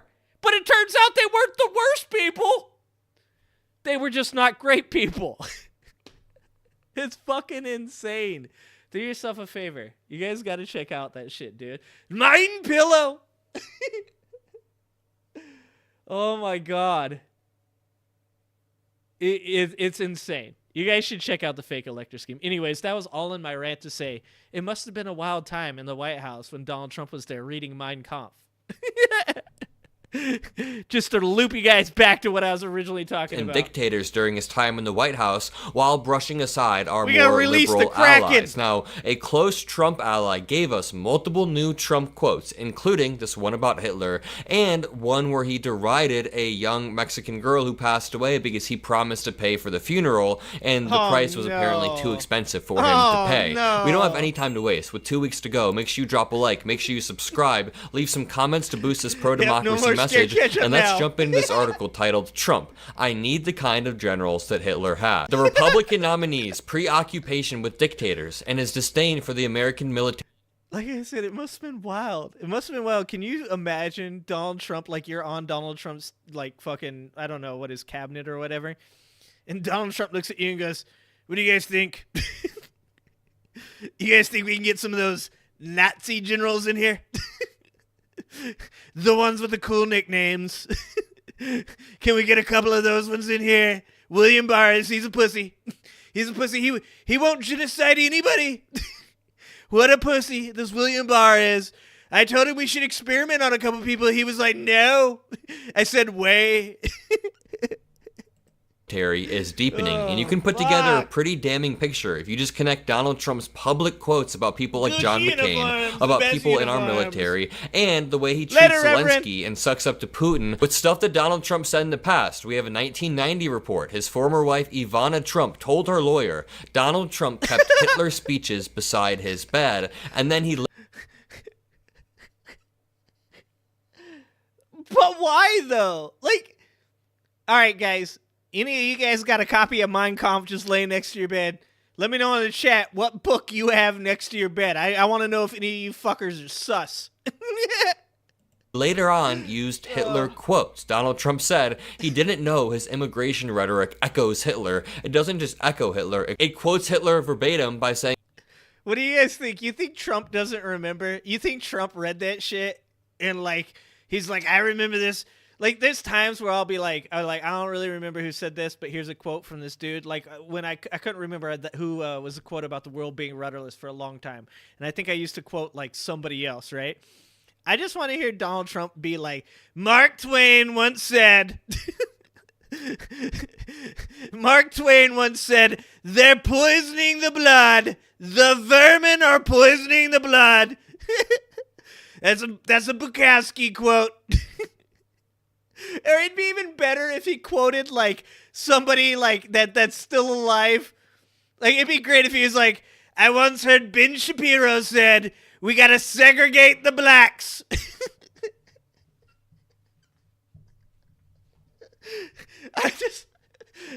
Oh, God. I just, like, want one time for Donald Trump to be up there and be like, Jordan Peterson said... Jordan Peterson said they're poisoning the blood. He's a smart guy, that Jordan Peterson. He says a lot of smart stuff. He asks, what does that word mean? That's a really smart thing to ask. You should ask, what do the words mean? It's pretty important. Immigrants are, quote, poisoning the blood of our country. The Trump campaign also, a few months back, posted a campaign video with a headline about a unified Reich. That's right, a unified Reich. And that brings us on to present day. Now, this story is insane. It gets a little bit sad, and it's long, so strap in. In April of 2020, Vanessa Guillen, a 20-year-old Army private, was bludgeoned to death by a fellow soldier at Fort Hood.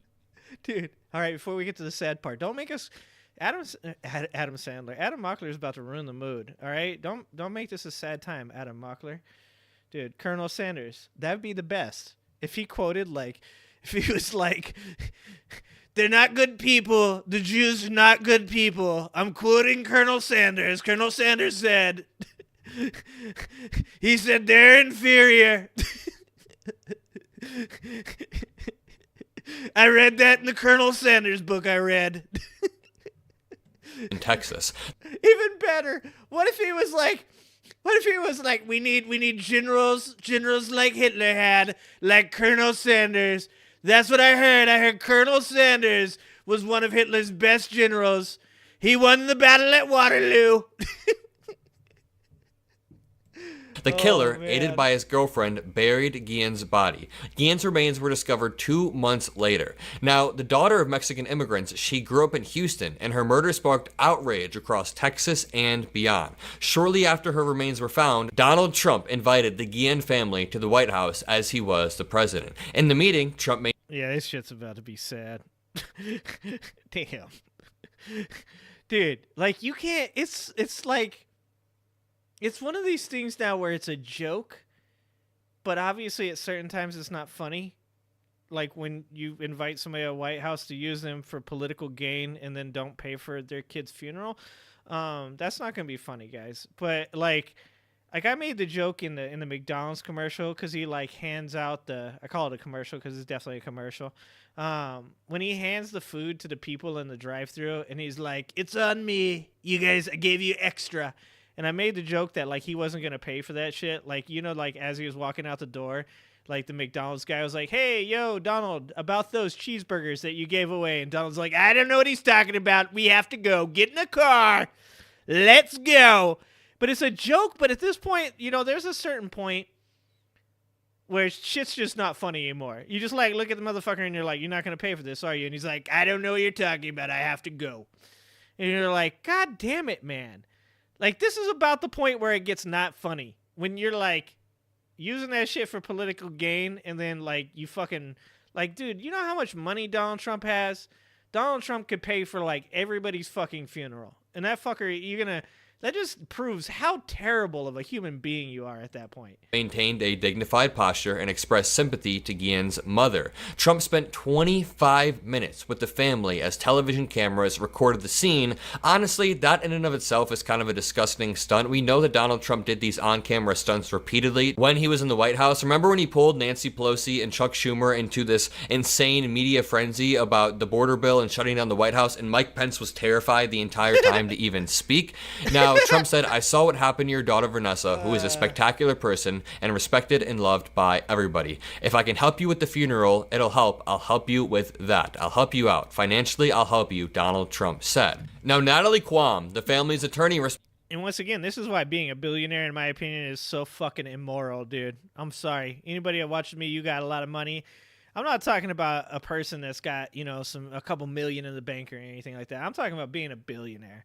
Like, a billionaire is so fucking immoral. And the reason I'm saying that is because they're the type of people that, like, somebody's like, yo, you could, like, pay for this person's funeral. And they're like, really don't feel like that, though. It's like, dude, that's, like, such a drop in the bucket. Like, such a tiny amount of money that could, like, make such a huge difference for everybody. And I've said this before. I've said it's a lot like you own a storage of food that will never go bad. Never, ever, ever go bad. And there's all these hungry people just hanging out outside that all they need is, like, a little bit. Like, a fucking amount of food that you have that you wouldn't even notice it was gone. And you're like, but what if it does go away? Like, then I would lose it all. It's like, dude, fucking, you could pay for that like, even if you didn't know this lady, even if you weren't a politician, like, if you're a billionaire and you don't use, like, that money to, like, fucking help people, you're a terrible human being, dude. All because you're worried one day it might go away. What if something happens and then all of my billions go away? Like, dude, fucking pay for that person's funeral, dude. Fucking help people. Responded, I think the military will be paying, taking care of it. Trump replied, good, they'll do a military. That's good. If you need help, I'll help you out. Later, a reporter covering the meeting asked Trump, have you offered to do that for other families before? Trump responded, I have. Personally. I have to do it personally. I can't do it through government. The reporter then asked, so you've written checks to help for other families before this? Trump turned to the family, still present, and said, I have, because some families need help. Maybe you don't need help from a financial standpoint. I have no idea what I just think. So he's word salading right here, but this is where it gets wild. Yeah. A public memorial service was held in Houston 2 weeks after the White House meeting. It was followed by a private funeral and a burial in a local cemetery, attended by, among others, the mayor of Houston and the city's police chief. Highways were shut down and mourners lined the streets. 5 months later, the Secretary of the Army, Ryan McCarthy, announced the results of an investigation. McCarthy cited numerous leadership failures at Fort Hood as which resulted in this death. McCarthy said that the murder shocked our conscience and forced us to take a critical look at our systems, our policies, and ourselves. According to a person close to Trump, he was agitated by McCarthy's comments and raised questions about the severity of the punishment. Yeah, and not because, like, the blame was, you know, inadvertently put somewhere else. It's because it ruins the way things look for him. That's what's, like, the saddest part about all this shit.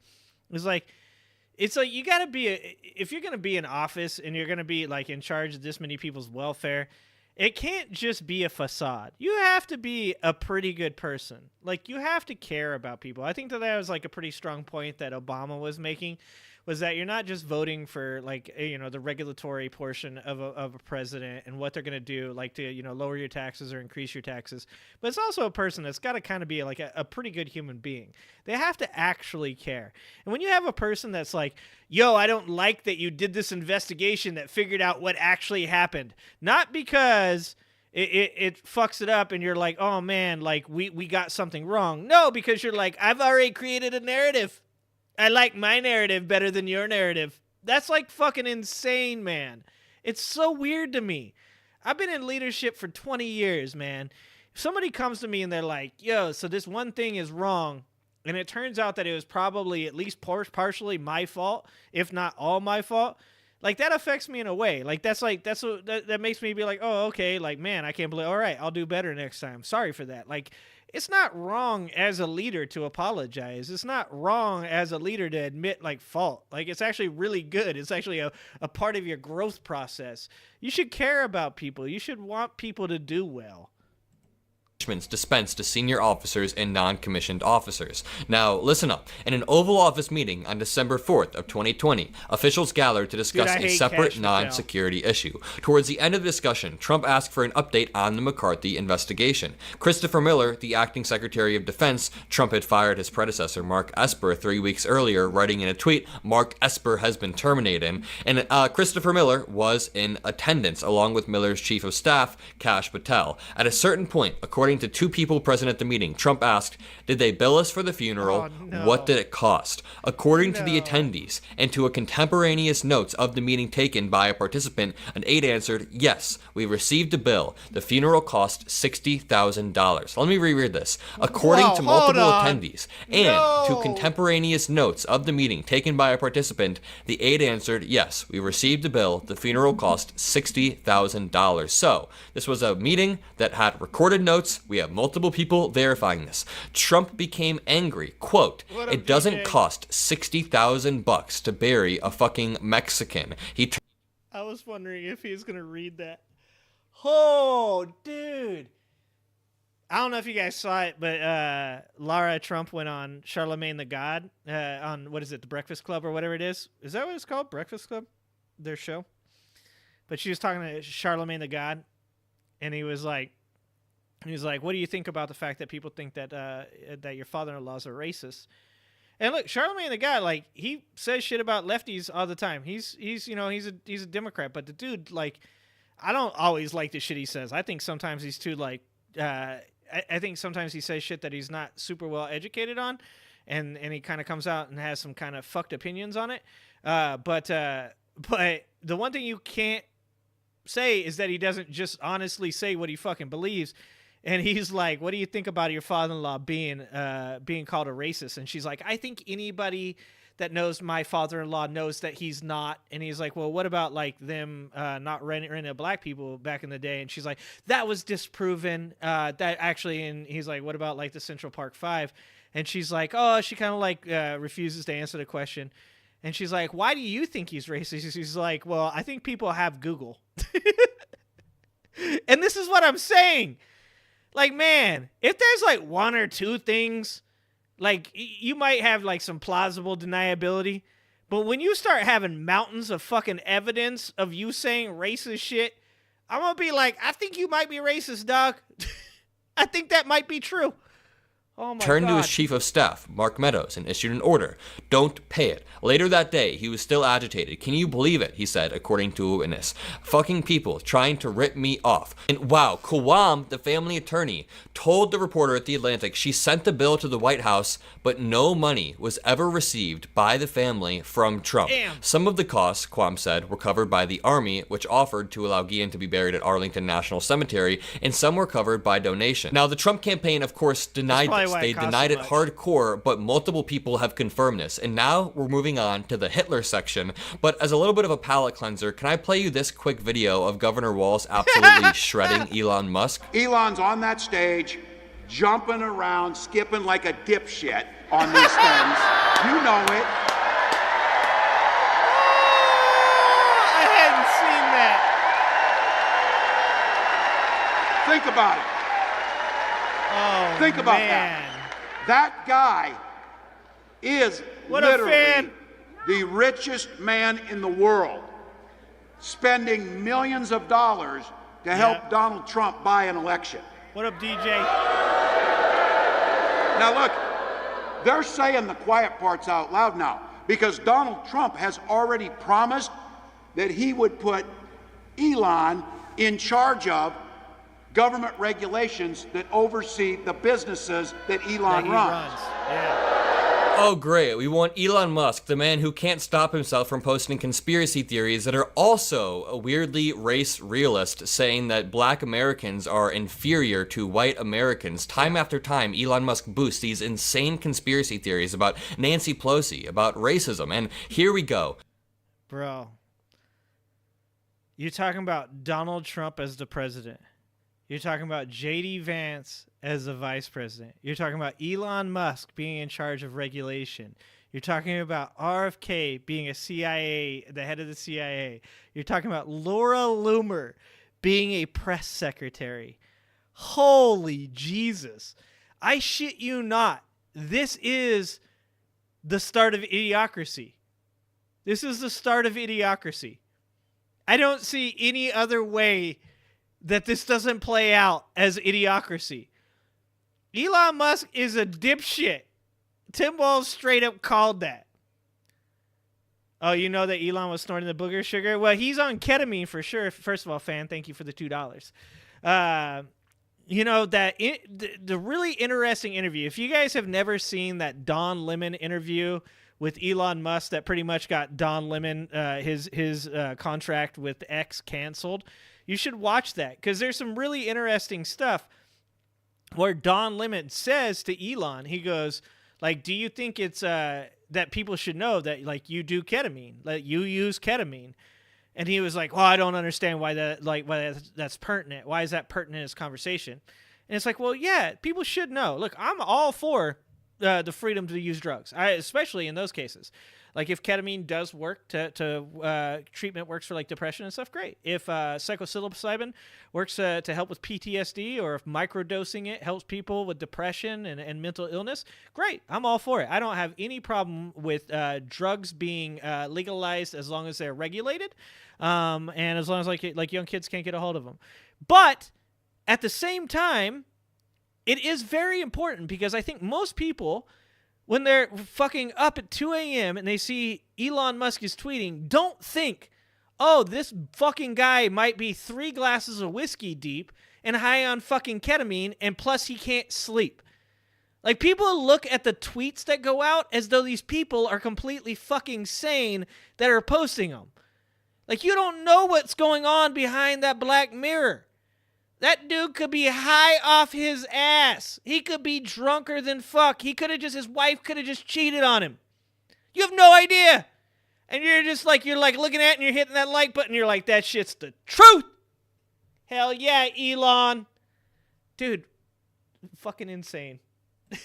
The personal qualities displayed by Trump in his reactions to the cost of the Guillen funeral, contempt, rage, parsimony, racism, hardly surprised his inner circle. Trump has frequently voiced his disdain for those who serve in the military and for their devotion to duty, honor, and sacrifice. Multiple former generals who have worked for Trump say that the sole military virtue he prizes is obedience, is loyalty, and we know that. He wants to completely restructure the government to allow loyalists in key positions because he regrets having someone like Mike Pence, who he deems weak and spineless, and he says didn't do what needed to be done. So as Donald Trump's presidency drew to a close, and in the years since, he has become more and more interested in the advantages of a dictatorship and the absolute control over the military that he believes it would deliver.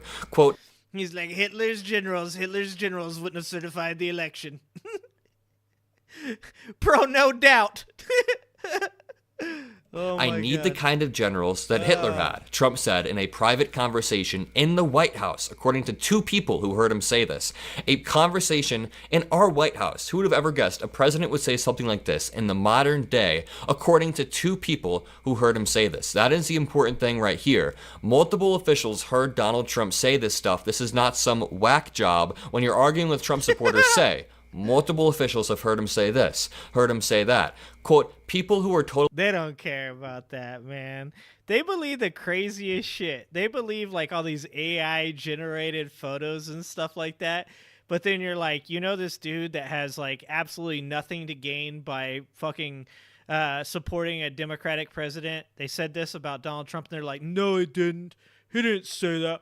Who said that? Mark Milley? Mark Milley? Fuck Mark Milley. General Flynn, brother! Like, they will straight up just eat up anything fucking Michael Flynn says. But Mark Milley comes out and he's like, look, I don't even like the Democrats, but I'm going to tell you guys this. Donald Trump's a fucking traitor. And Trump supporters are like, no, he isn't! You're saying mean things about my cult leader. Totally loyal to him, that follow orders RFK is what Donald Trump's looking for. FDA. Now, Pfeiffer, Donald Trump's spokesperson, said this is absolutely false, but who do we believe? The Trump campaign or multiple people that are surrounding him that have most likely now endorsed VP Harris? A desire to force the U.S. military leaders to be obedient. Read on. Brother, check this out.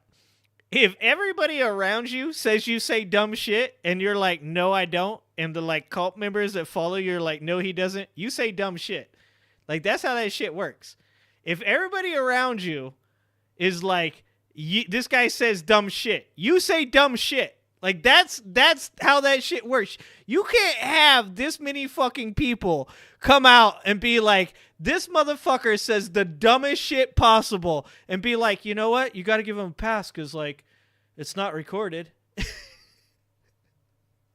To him, and not the Constitution, is one of the constant themes of Trump's military-related discourse. Do you guys remember that leaked video of Trump talking about Kim Jong-un? I say dumb shit all the time. It's on record. On a hot mic telling a Fox News host that he kind of likes how Kim Jong-un's loyalists stand up at attention.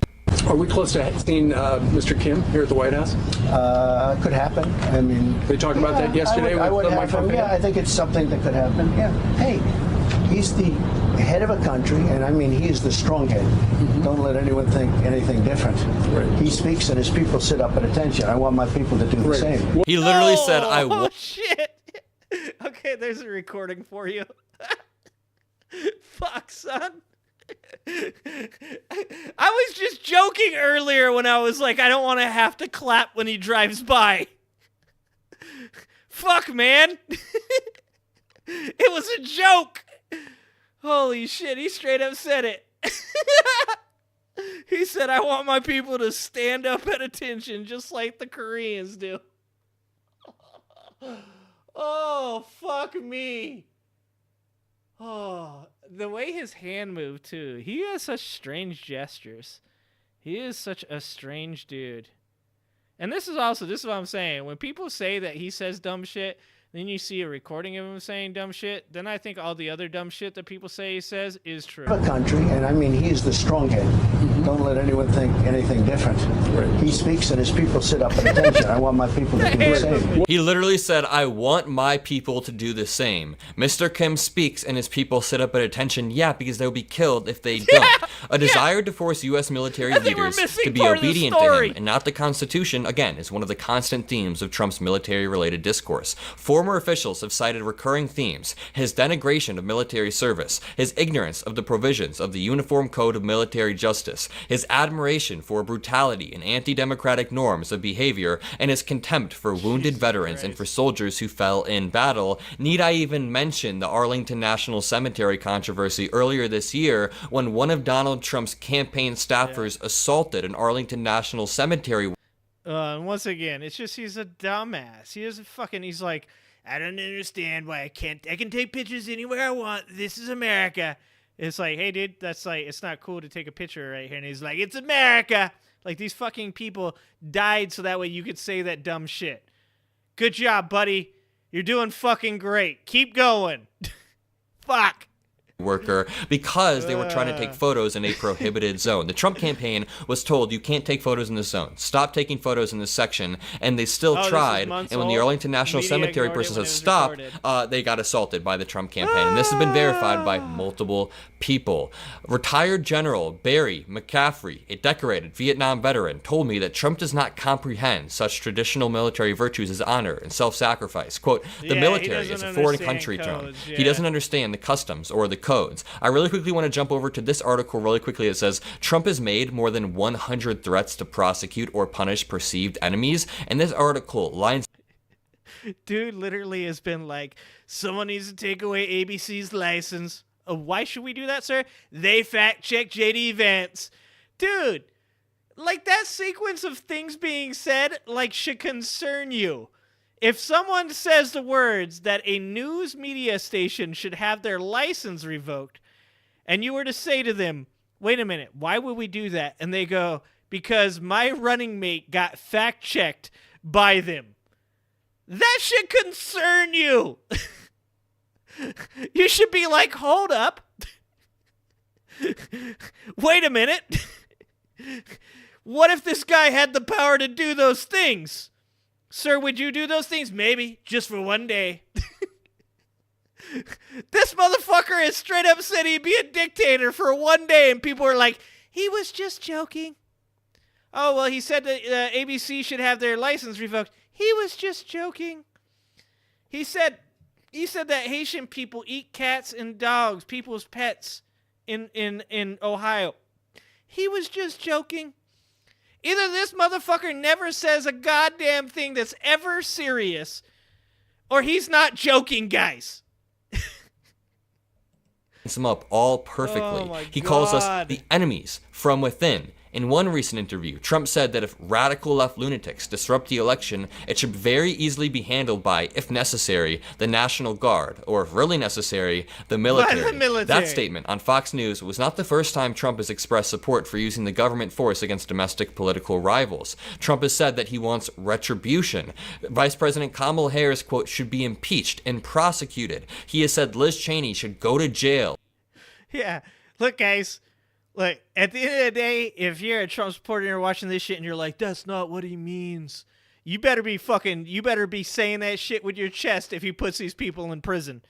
If Donald Trump becomes president of the United States and Liz Cheney all of a sudden is being brought up on charges and put in prison, you better say with your chest, that's not what he meant, bro. That's not what he was saying. So that way I just know how much of a full-on dumbass you actually are. Because goddamn, how many times does a person have to say that the people that he doesn't like should have to go to jail before you're like, hey guys, I think he actually might mean this shit. Fuck. Along with the rest of the unselect committee. I'm buddies with Adam Kinzinger. I don't want to see Adam Kinzinger go to jail. Journalists who decline to identify the source of leaked information would also face imprisonment, Trump said, referring to the Democrats' January 6th committee. And it's so goddamn weird how often the hypocrisy is true about these people. Look, like, I've tried to do my best to, like, kind of hang out in the middle left, right? Like, because I know that, like, the further on the left I go, I start to disagree with people. I've said this before. When we get, like, too far into the progressive spectrum, there's things like too far in the progressive spectrum that I disagree with. So I've tried so hard to hang out in the middle left and still be able to say, like, hey, certain things, like, I don't agree with. And so in doing so, I oftentimes try to, like, contradict some of the things people say. When they say things like, you know, like, everything that they say is projection. I'm like, well, it can't be everything, right? It can't be everything. And then shit like this happens, where the right literally comes out and cries for months or years and talks about the weaponization of the government against political opponents. And then Donald Trump fucking literally says he wants to jail his political opponents.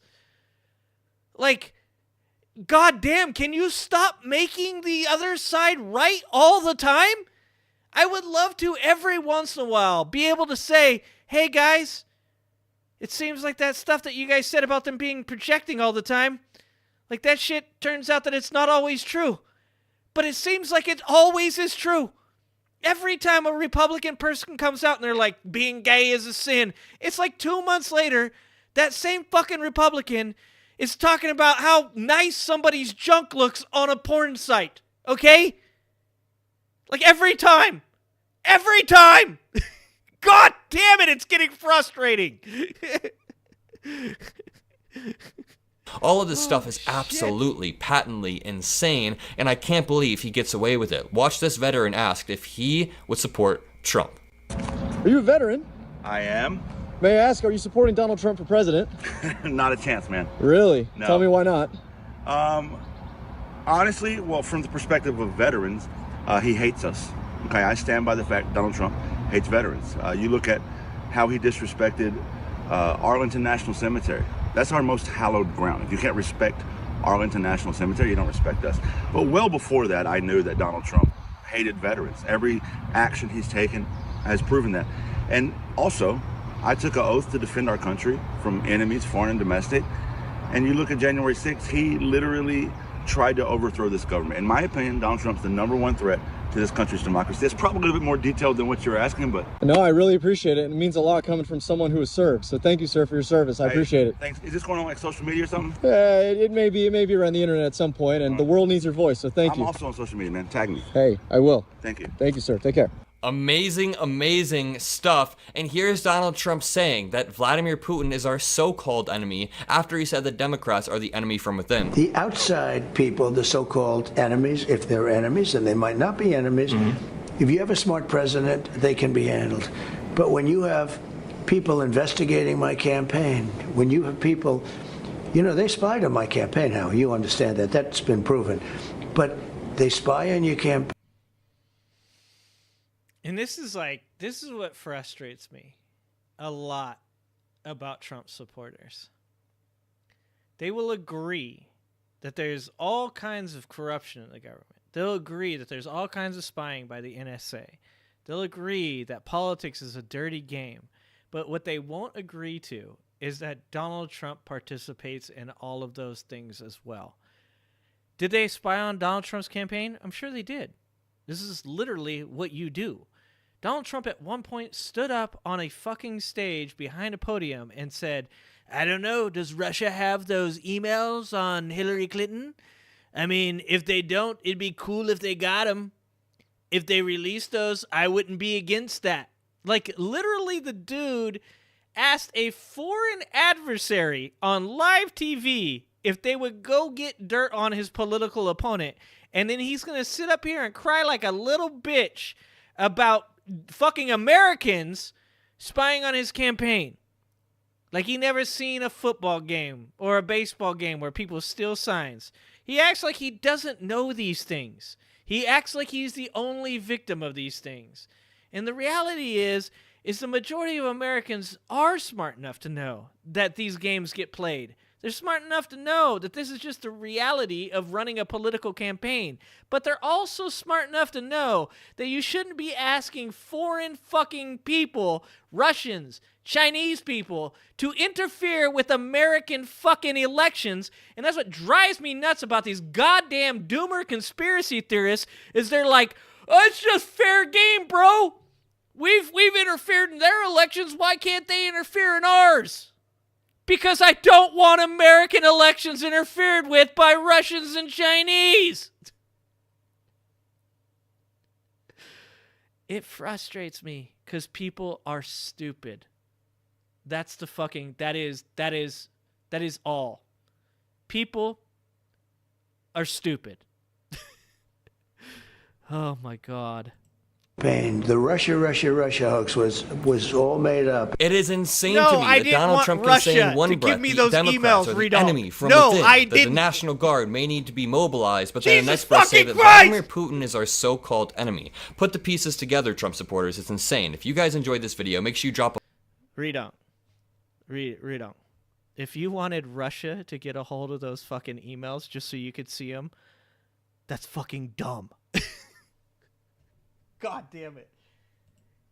If the fucking NSA or the CIA fucking leaked those emails, sure, I want to see those emails. But Jesus Christ, I'm not going to shoot my fucking self in the foot. I'm not going to cut my own fucking nose off to spite my face. Jesus Christ.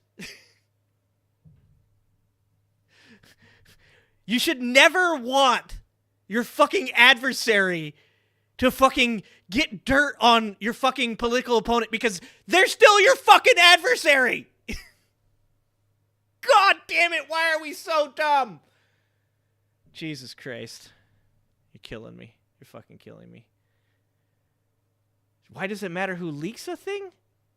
Because that means that a person that is literally trying to divide you amongst yourself is giving you the information. You're the dipshit that is literally standing there going, I don't really want to fight this dude. And this guy's standing in the middle of you guys going, you should fight him. You know why? He said this shit about your mom. And you're like, you say that shit about my mom? The whole time you're about to fight? It's not because you want to fight that other person. It's because the guy that wants you to fight that other person wants you to fight that other person. That's fucking why. How does this not make fucking sense to you? Jesus fucking Christ. Why would you ever want Russia to give fucking an American information on other Americans? I can't.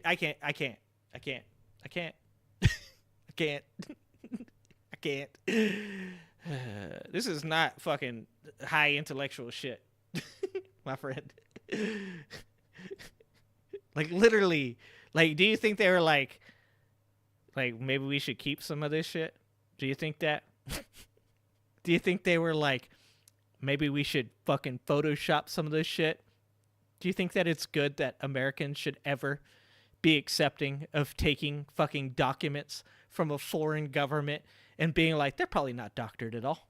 They're probably perfectly fine. They're everything. Russia's just trying to help us out. Jesus Christ. All right, I'm playing Trey Crowder. I can't do it. I'm yelling at Redonk. I'm in the middle of yelling at Redonk. Redonk's making me impassioned. What about Snowden? Yeah, I don't have a problem with people within the government. I don't have a problem with Americans. But, so I guess I would say I have a problem with Snowden. We'll get to Trey Crowder in a second, fan. You know what I should do? I should make you guys, if you guys want me to shut the fuck up and play the video, you have to pay $5. That's the new rule. If you guys want me to shut up, Mike, talking to you, woke Mike, you guys want me to shut up, you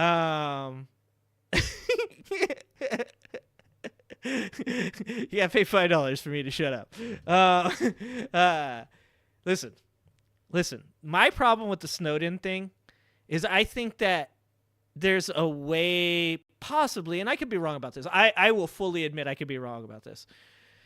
That he could have gone about that could have been a better way to go about it. Like, there are ways, like, if your whole point of view is that you're trying to help the American people, then you shouldn't be helping other countries. Because Russia's not like, sweet, like, you are helping American people. I am happy that you are helping American people. Let me help you. Like, do you think Snowden, you think that he's really over there by choice at this point? Do you think if Snowden wanted to get up and leave that they would let him? I bet he couldn't. I will bet money that he can't. Yeah, I see that. That's what I'm saying. That's fucking dumb. Saying that you don't care how you get it as long as it's legit. You don't know it's legit. That's why that's fucking stupid. You can't verify that it's legit.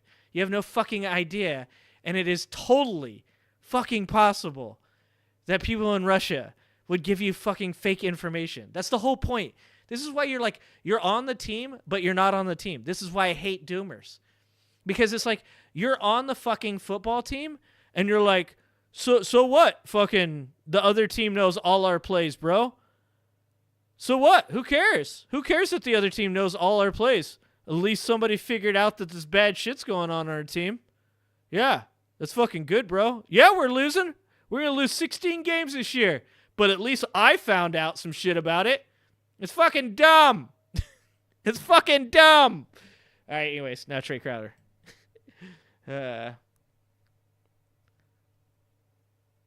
Yeah, I know, Redong. I know. I'm just fucking yelling at you.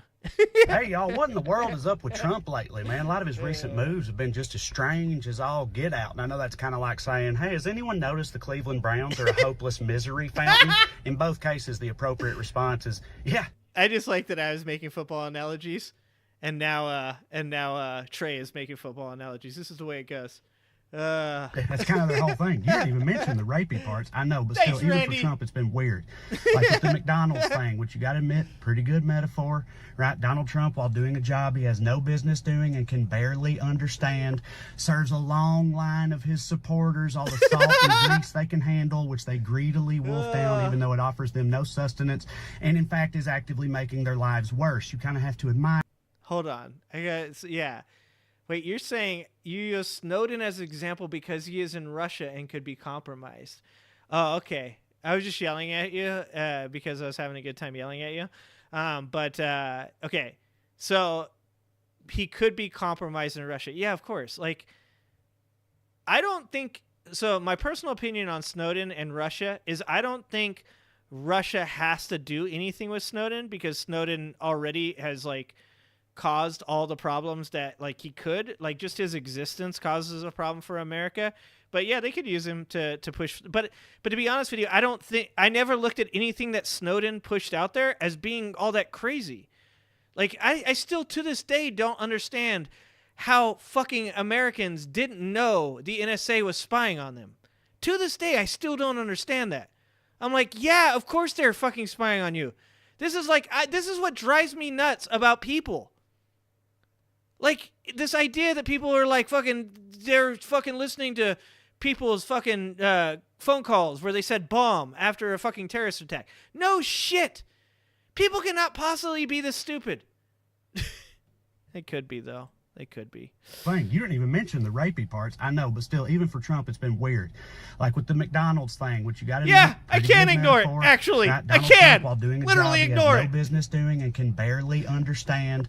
Serves a long line of his supporters all the salt and grease they can handle, which they greedily wolf down, even though it offers them no sustenance, and in fact is actively making their lives still worse. are. You kind of have to admire the poetry of it all.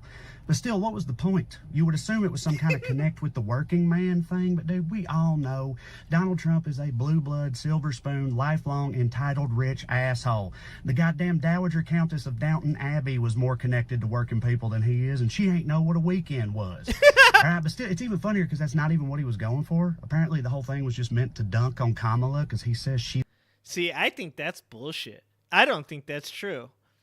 I don't think that's true. I think it was to solidify a support for Donald Trump with the type of people that I call MAGA morons. Look, at the end of the day, if you don't want to be called a MAGA moron, don't be a moron. I call other people morons too, not just MAGA. I call regular ass people that don't have any political affiliation fucking morons. Look, I am of the opinion that there is a lot of stupid people on this earth, not just in this country, on this fucking globe, okay? There are morons across the fucking globe, all right? And I think that what Donald Trump was doing was any moron that was out there that was just kind of hanging around the fence like, I don't know, am I going to vote? I don't know if I'm voting or not, you know, like there's Kamala. Trump don't seem like a bad guy, you know? What I think he was doing was there's enough idiots out there that are like, that's pretty cool. You know, he worked at McDonald's. You know, who out there, you tell me one other person that was willing to come down to McDonald's and work that didn't have to. He didn't have to do that. He did that for the people. That's who he's trying to appeal to. And he appealed to those people. And you can't do anything about that. Those people are morons, and they are going to vote for him because they're like, no one else. George Bush didn't do it. Bill Clinton didn't do it. Kamala Harris didn't do it. Because these are the type of people that are easily convinced that Donald Trump is something like them. Like, if you watch those videos, if you watch the videos of him doing the fries and shit like that, if Donald Trump wasn't running for president, if Donald Trump didn't try to overthrow a government, if Donald Trump didn't fucking sexually abuse a woman, if Donald Trump didn't do all the shit that we are all super fucking aware of, and you saw that video of Donald Trump making fries, you'd be like, oh, that's kind of funny. It's kind of cool he did that. And that's what he's hoping for. He's hoping that you're dumb enough that you're like, you know what? Was he held liable for sexually abusing that woman? He was. Did he commit fraud multiple times? He was. Has he admitted to using loopholes to not pay taxes for years on end? He did. Did he try to overthrow the government? Yeah, he did that too.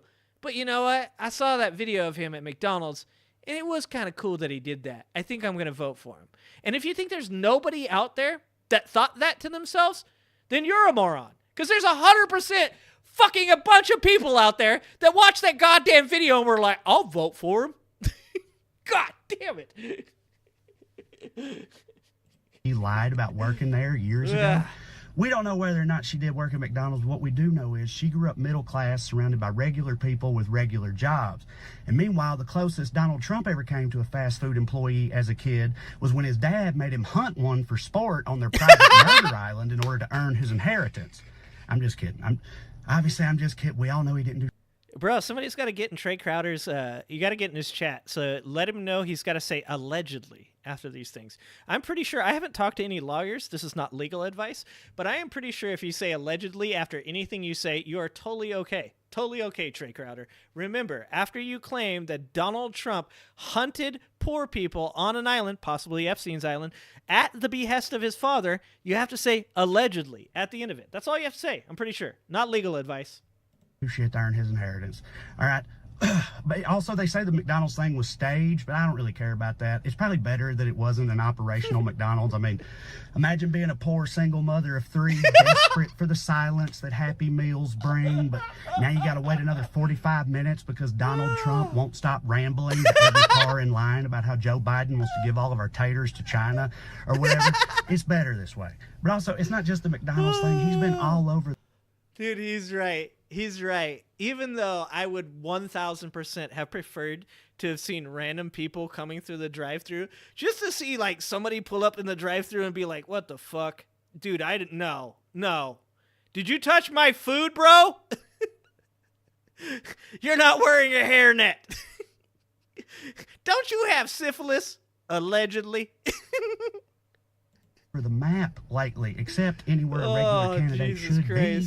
His campaign has canceled every legitimate interview and appearance, opting instead to have him go on every Crypto Bros' favorite podcast to ramble about nothing in between ads for wiener pills and ball hair trimmers. Truly presidential stuff.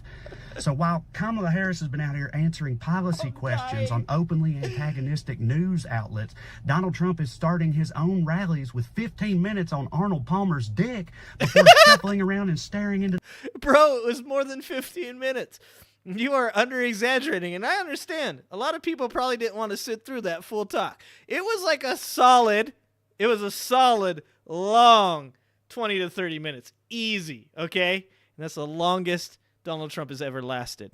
To the abyss for an hour while random music If he plays. crapped his pants, I think they have to change it. I mean, however they want to spin it, it's clear they at don't this get paid point a that lot. Trump's team only trusts Dude, you him gotta in listen the to it. most It's hilarious. accommodating of scenarios, and even those he is dumbly fumbling. All right? They clearly don't trust him. It couldn't be more obvious that he is unraveling mentally at an astonishing pace and is not... Dude, the funny thing, and I'm going to say the funny thing and then say what's not funny, so this is going to directly contradict myself. The funny thing is that the first, 30 minutes aren't funny. It's weird. I'll tell you guys, I'll pull a Kamala. Go listen to him talk about those fucking... that speech in Latrobe, because what he's trying to do, I'll Trump-splain this. What he's trying to do at the rally in Latrobe is he's trying to connect with the audience, because Arnold Palmer is from Latrobe, Pennsylvania. I don't even know if I'm saying that correctly.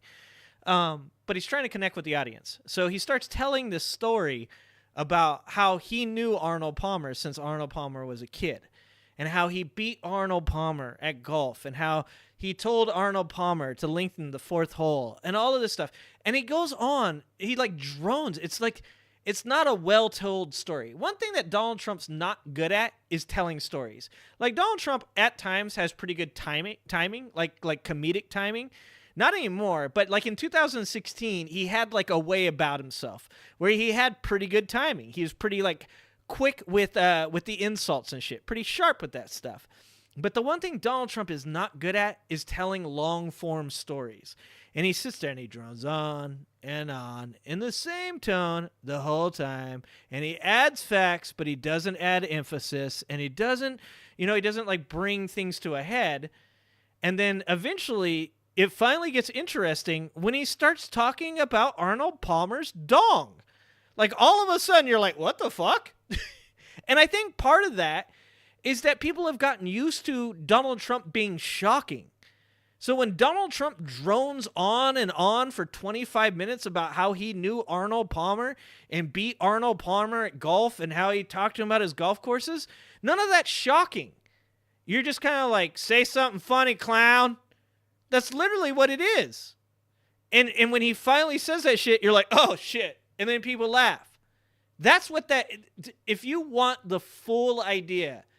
when I watched it, I thought, I'll be honest with you, when I read the article and then I went and watched the speech, I thought it was going to be funnier. I thought it was, I was going to be like, this shit's actually probably fucking hilarious.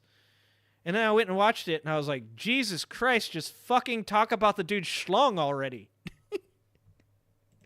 Fit for office in this condition. All right, and based on all of their actions earlier this year, I have to assume the Republicans recognize that and Trump find was it younger. completely unacceptable. Right? Right, guys? Right? Yeah, that's what we all thought. All right, YouTube, back with more in just a second. Let's take a look at some of the media coverage of this fun. Okay, so he's gonna talk to you guys about ground news. I'm gonna do his commercial because they have to do like a minute, I think, for their commercial. So I'm not gonna cut Trey Crowder on his advertisement money. But ground news is good. I don't get paid for this. I'm doing this for Trey. I'm just cutting it off so he doesn't have to talk for the next 2.5 minutes about this. Ground news is good. Ground news is good. Okay, guys, you should use ground news. It's really good for Trey. Do it for Trey. Ground.news/Trey. Okay. All right. Commercial over. Free, or you can get 40% off their highest tier Advantage program, which includes, among other things, unlimited blind spot fee. Golf. Thank you. That's what I was wondering. My wife brought that up. Why would the golfers shower together? That's such a weird, like, right?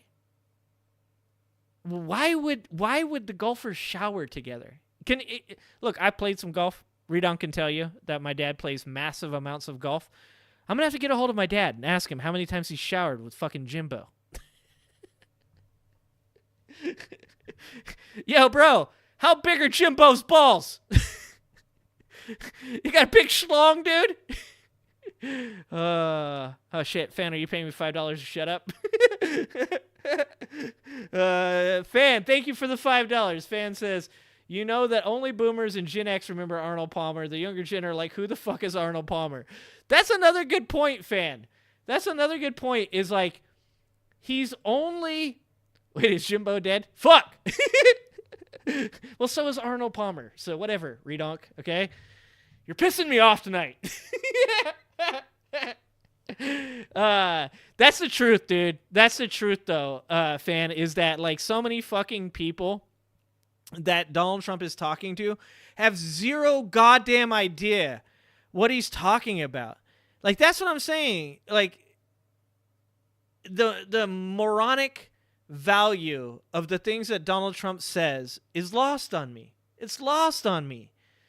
Because it's like, I know who these people are he's talking about, and I'm not impressed. I think it's weird. I think it's very Kim Jong-un-ish. I don't get it. I don't understand it. I am Gen X, so I do know who Arnold Palmer is. And also, Gen X, we're probably the cause of everybody's problems. I'm going to be honest with you guys. I fucking hate to admit it, but Gen X is probably why all this shit is happening. It's our fault. Sorry, guys. Feature. The election's right around the corner, y'all. Fuck. It's never been more vital. Push back on the bias and BS. Try ground news today.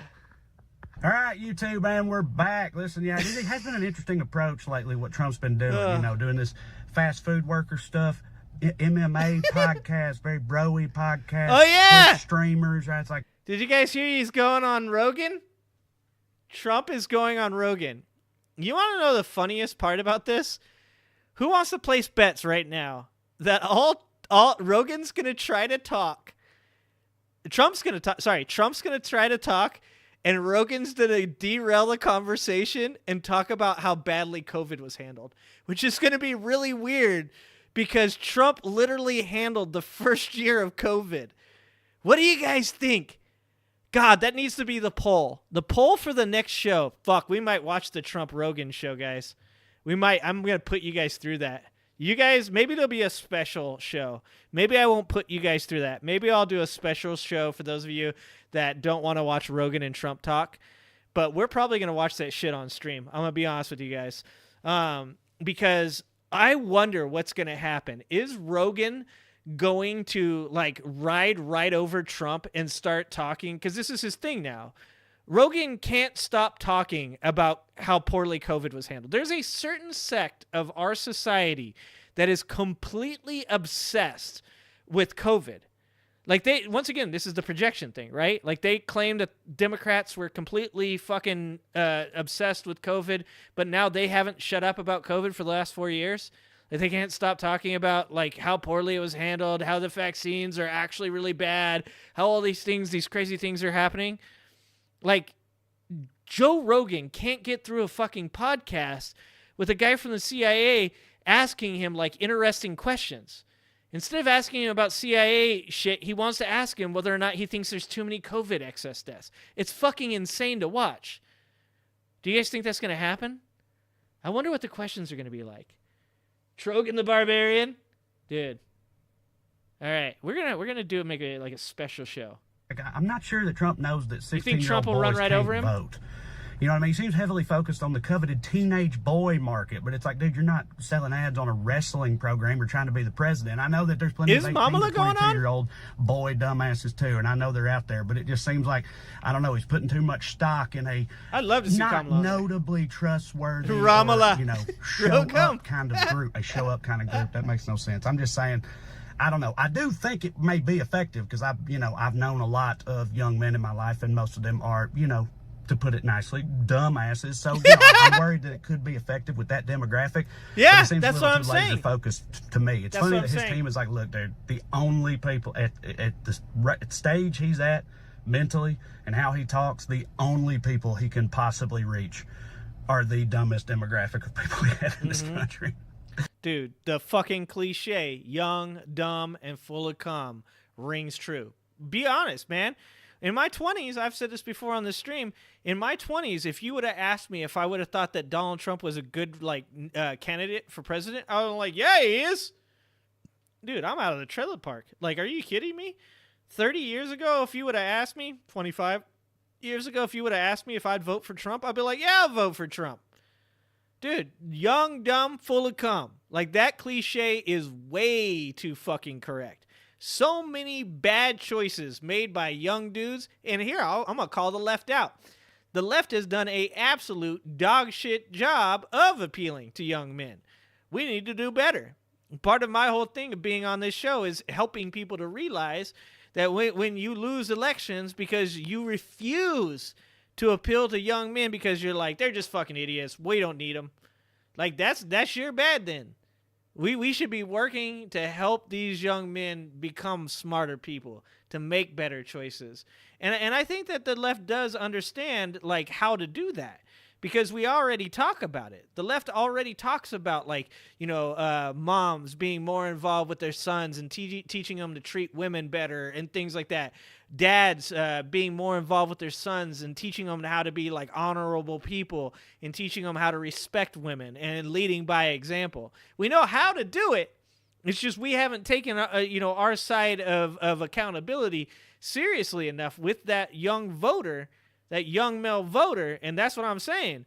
When Donald Trump goes and does this stunt at McDonald's and the left just like completely passes it off as something stupid, and yes, I made a video making fun of him for it, but I take it seriously.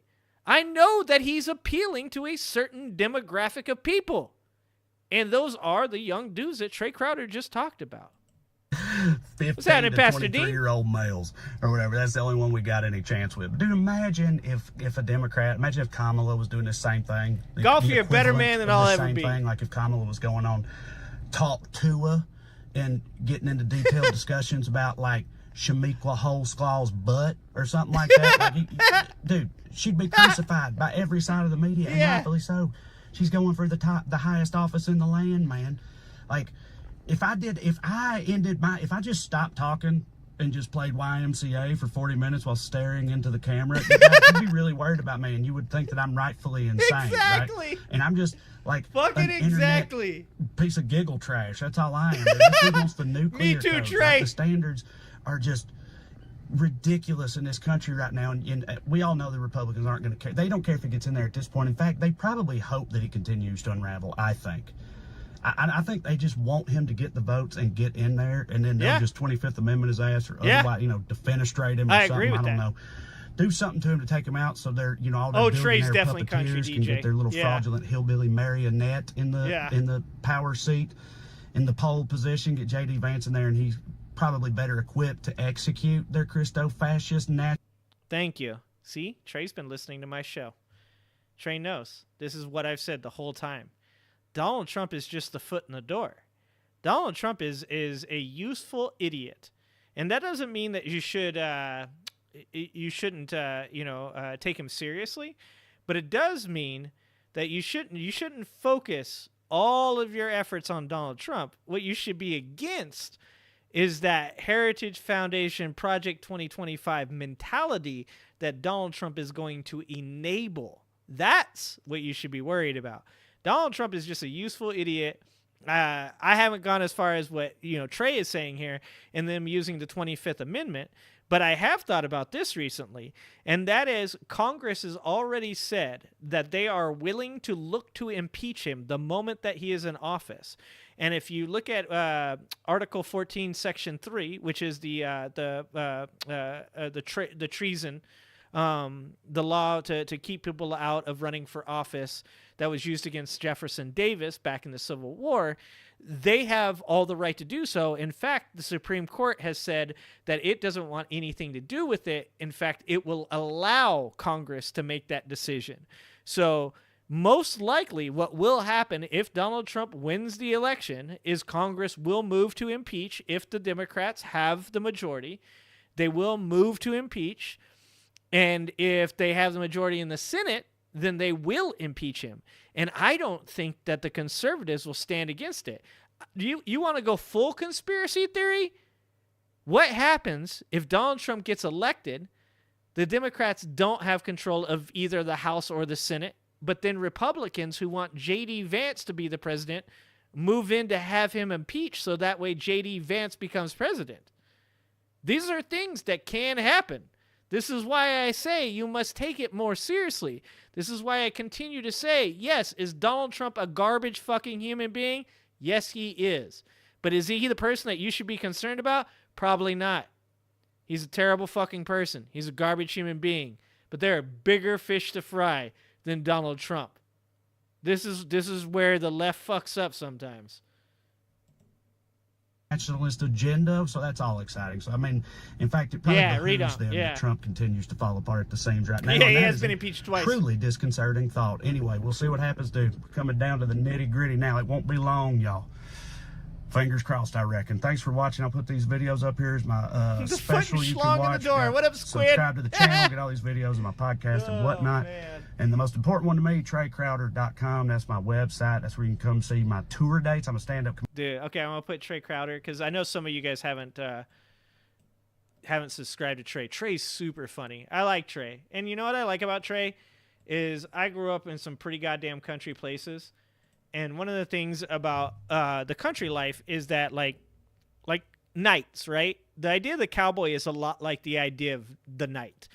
And it's supposed to be, like, chivalrous. It's supposed to protect women. It's supposed to be protecting children. It's supposed to be honorable, be chivalrous.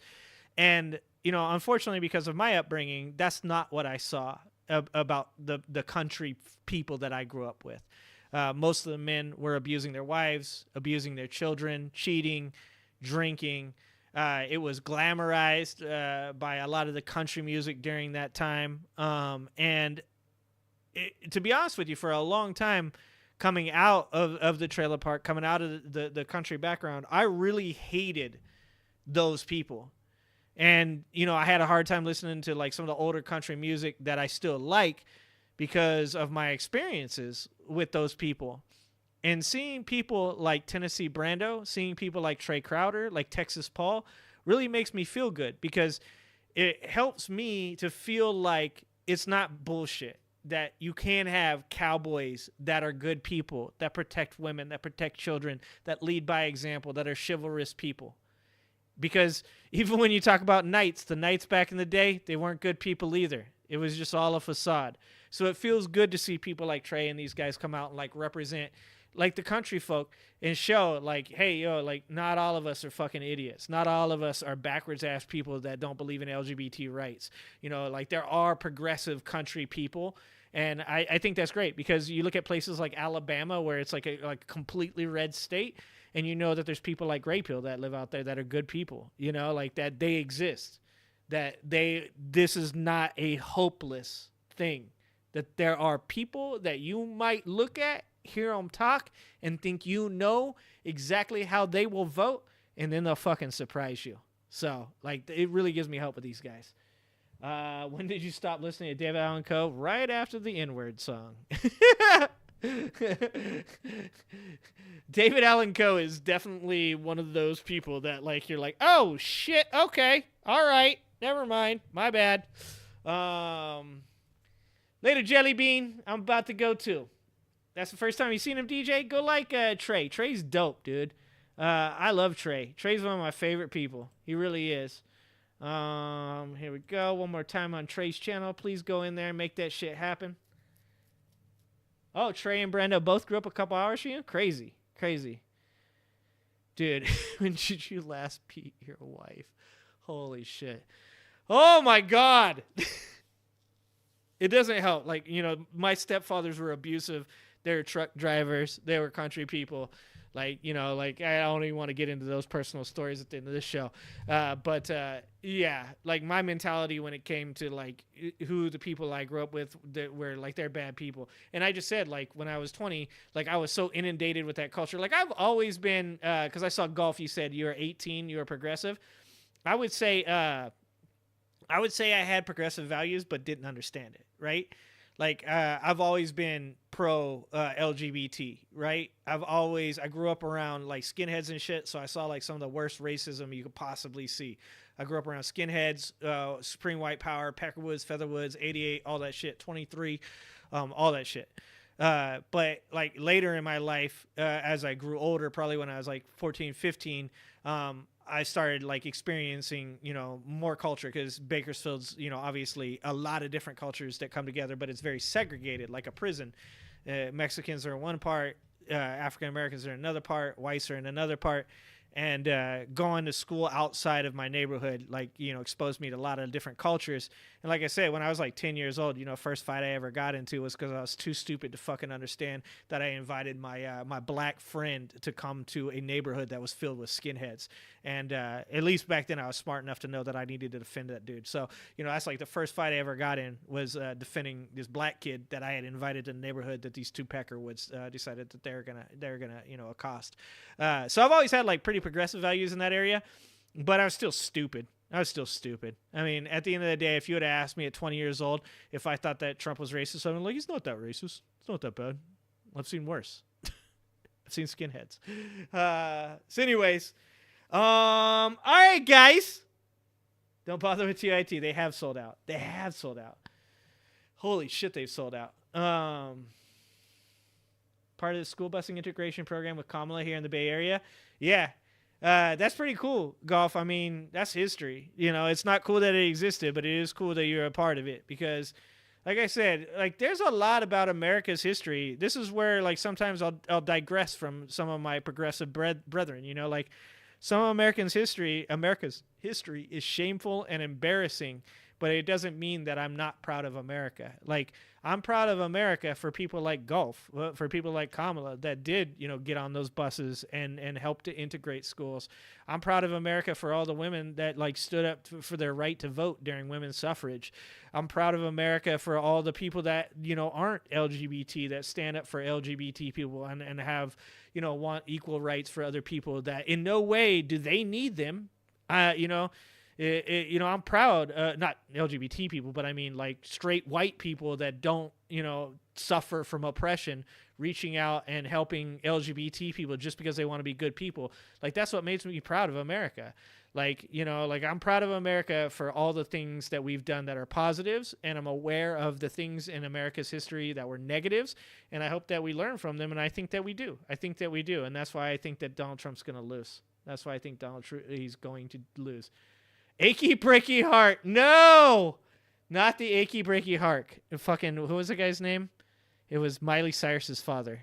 God damn it. Why am I drawing a blank? Billy Ray Cyrus. Can't stop my heart. My achy breaky heart. Oh God. That's going to be in my head now. All right. I'm dying. I can't believe I was saying that shit. Billy Ray. Low-key, Miley Cyrus has a really good version of Jolene too. Dolly Parton's one of my favorite fucking people, to be honest with you. Two toughest people I believe that have ever fucking existed in American pop culture. I guess Elton John isn't exactly American, but we're claiming him. We claimed him. Fucking take that, British people. We're claiming Elton John. He's mine. Two of the toughest fucking people that have ever existed in the music industry, Elton John and Dolly Parton. Elton John was gay when like coming out and saying you were gay was fucking scary. And he was like, look at me be gay. All right. Fuck you. Dolly Parton was a fucking confident, strong woman during a time when it was not okay to be a confident, strong woman in country music. Fucking love Dolly Parton. Love Elton John. And if I'm throwing somebody in in the rock and roll history, Janis Joplin. Janis Joplin, some of the baddest fucking human beings that have ever existed in music culture in America. So shout out Dolly Parton, Elton John, and Janis Joplin. Some of the fucking best. George Strait, George Jones. Yep. I like George Strait, George Jones. Johnny Cash. A lot of people on the right think that Johnny Cash should be a conservative. Johnny Cash constantly stood up for the rights of the downtrodden. Johnny Cash was 100% a person that stood up for marginalized communities. They're dumb enough to think that Johnny Cash would be like a conservative type of dude. Johnny Cash cared about people that were oppressed. I love Johnny Cash. Also, if you think Johnny Cash don't got a little bit of that, that in him, that pride in him, Google Johnny Cash thigh-high boots. Go ahead. Google Johnny Cash thigh-high boots and then tell me that Johnny Cash didn't have a little bit of that pride in him. All right? Willie Nelson, fucking love Willie. Love Willie. Pastor, I don't have any problem with Jesus as long as you live in a Jesus life, dog. As long as you are living a Christ-like life where you don't judge others, where you don't say that gay people are going to hell, live your life, dog. If you're gonna go there, that's okay. There's a special place in hell for pastors like that. I'm a ginger. I ain't got a soul. I can say what the fuck I want. All right, guys. I love you guys. I appreciate you guys. Dude, Willie's the best. I'm so thankful for you guys every time. Chris Christopherson just passed away. That's right. Chris Christopherson just passed away. All the highwaymen. Love you guys. I appreciate you guys. I'm thankful for you guys being here. Thanks for always. Yeah, you like those boots. That's right. Love you guys. Appreciate you guys. And thank you for being here. Don't forget to like the stream before you guys leave. Don't forget to subscribe if you haven't. We got 2 weeks till election. Don't forget to get out and vote. Bye, Cheyenne. Bye, Randy. Bye, Alan. Bye, Redunk. Bye, Bucket. Bye, DJ. Bye, Golf. Bye, everybody. I appreciate you guys. I love you guys. And next stream is tomorrow at 5 o'clock. See you then.